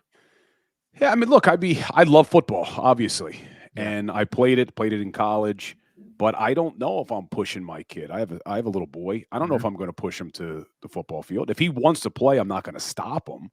But it's not necessarily something I need for my son to play football, man, because I played it. I know how brutal it is. So I don't need him to play the game. I don't need to relive my glory days through him by any means. I had the same thing. I said he played flag when he was younger.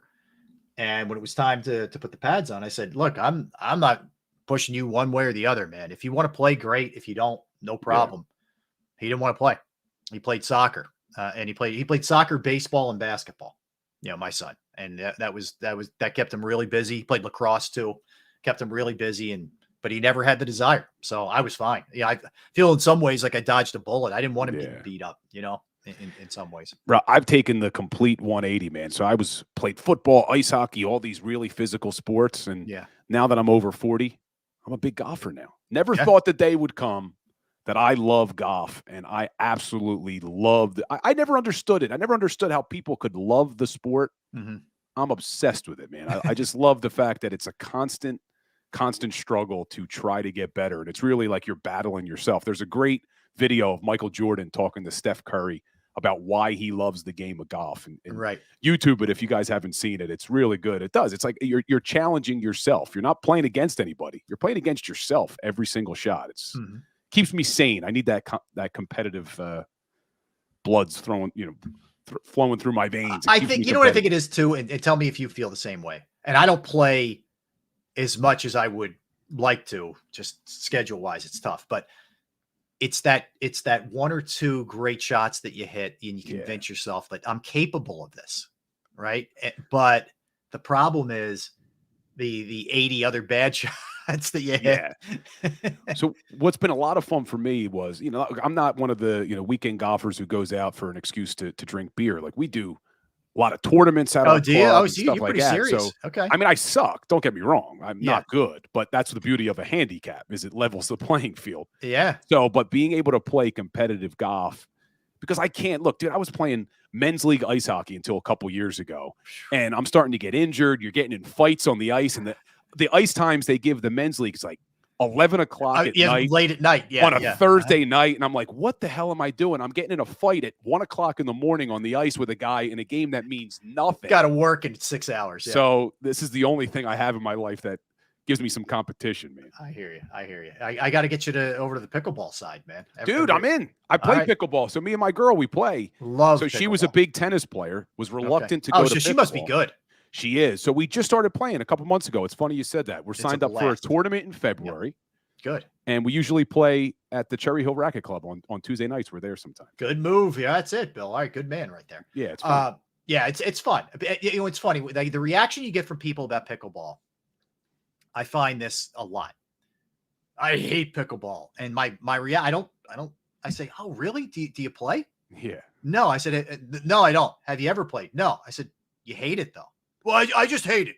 Like, it's addicting, Rob. It is addicting. It is. I love it, man. We're into it. We're all in. That's good, man. That's good. All right. So a couple other odds and ends here.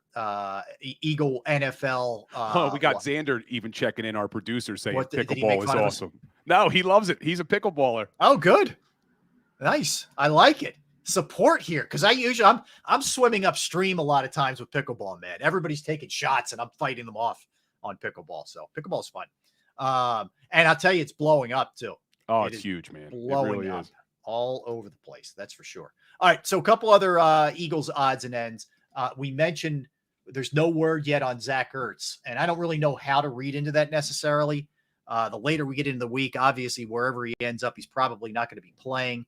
The three teams that I saw, the Eagles, the Ravens, I saw the Chiefs too. So maybe they're looking to take a little bit of give a little bit of help to Kelsey. I just saw, and this came out yesterday, I guess, that John Harbaugh said we like our tight ends. I think we'll roll with those guys. Oh. So I don't know if that's just him posturing or if they're actually out of the running for him. Could be, right? I mean, it could be. Who knows? I don't know. I mean, are we sold that he wants to keep playing football? I guess if he's got a shot to win another Super Bowl. I would think, right? Yeah. Well, you know what? You're not asking for your release if you don't want to go somewhere and try and win. Now that I'm saying it out loud, thinking. Does he still live? Does he still live locally? That's why I thought the Eagles had the inside track, because I thought he still lived around here. I don't know. I know his wife retired, so Julie Ertz is done with the national team, and I don't think she's playing in her league anymore either. So I don't know what their setup is.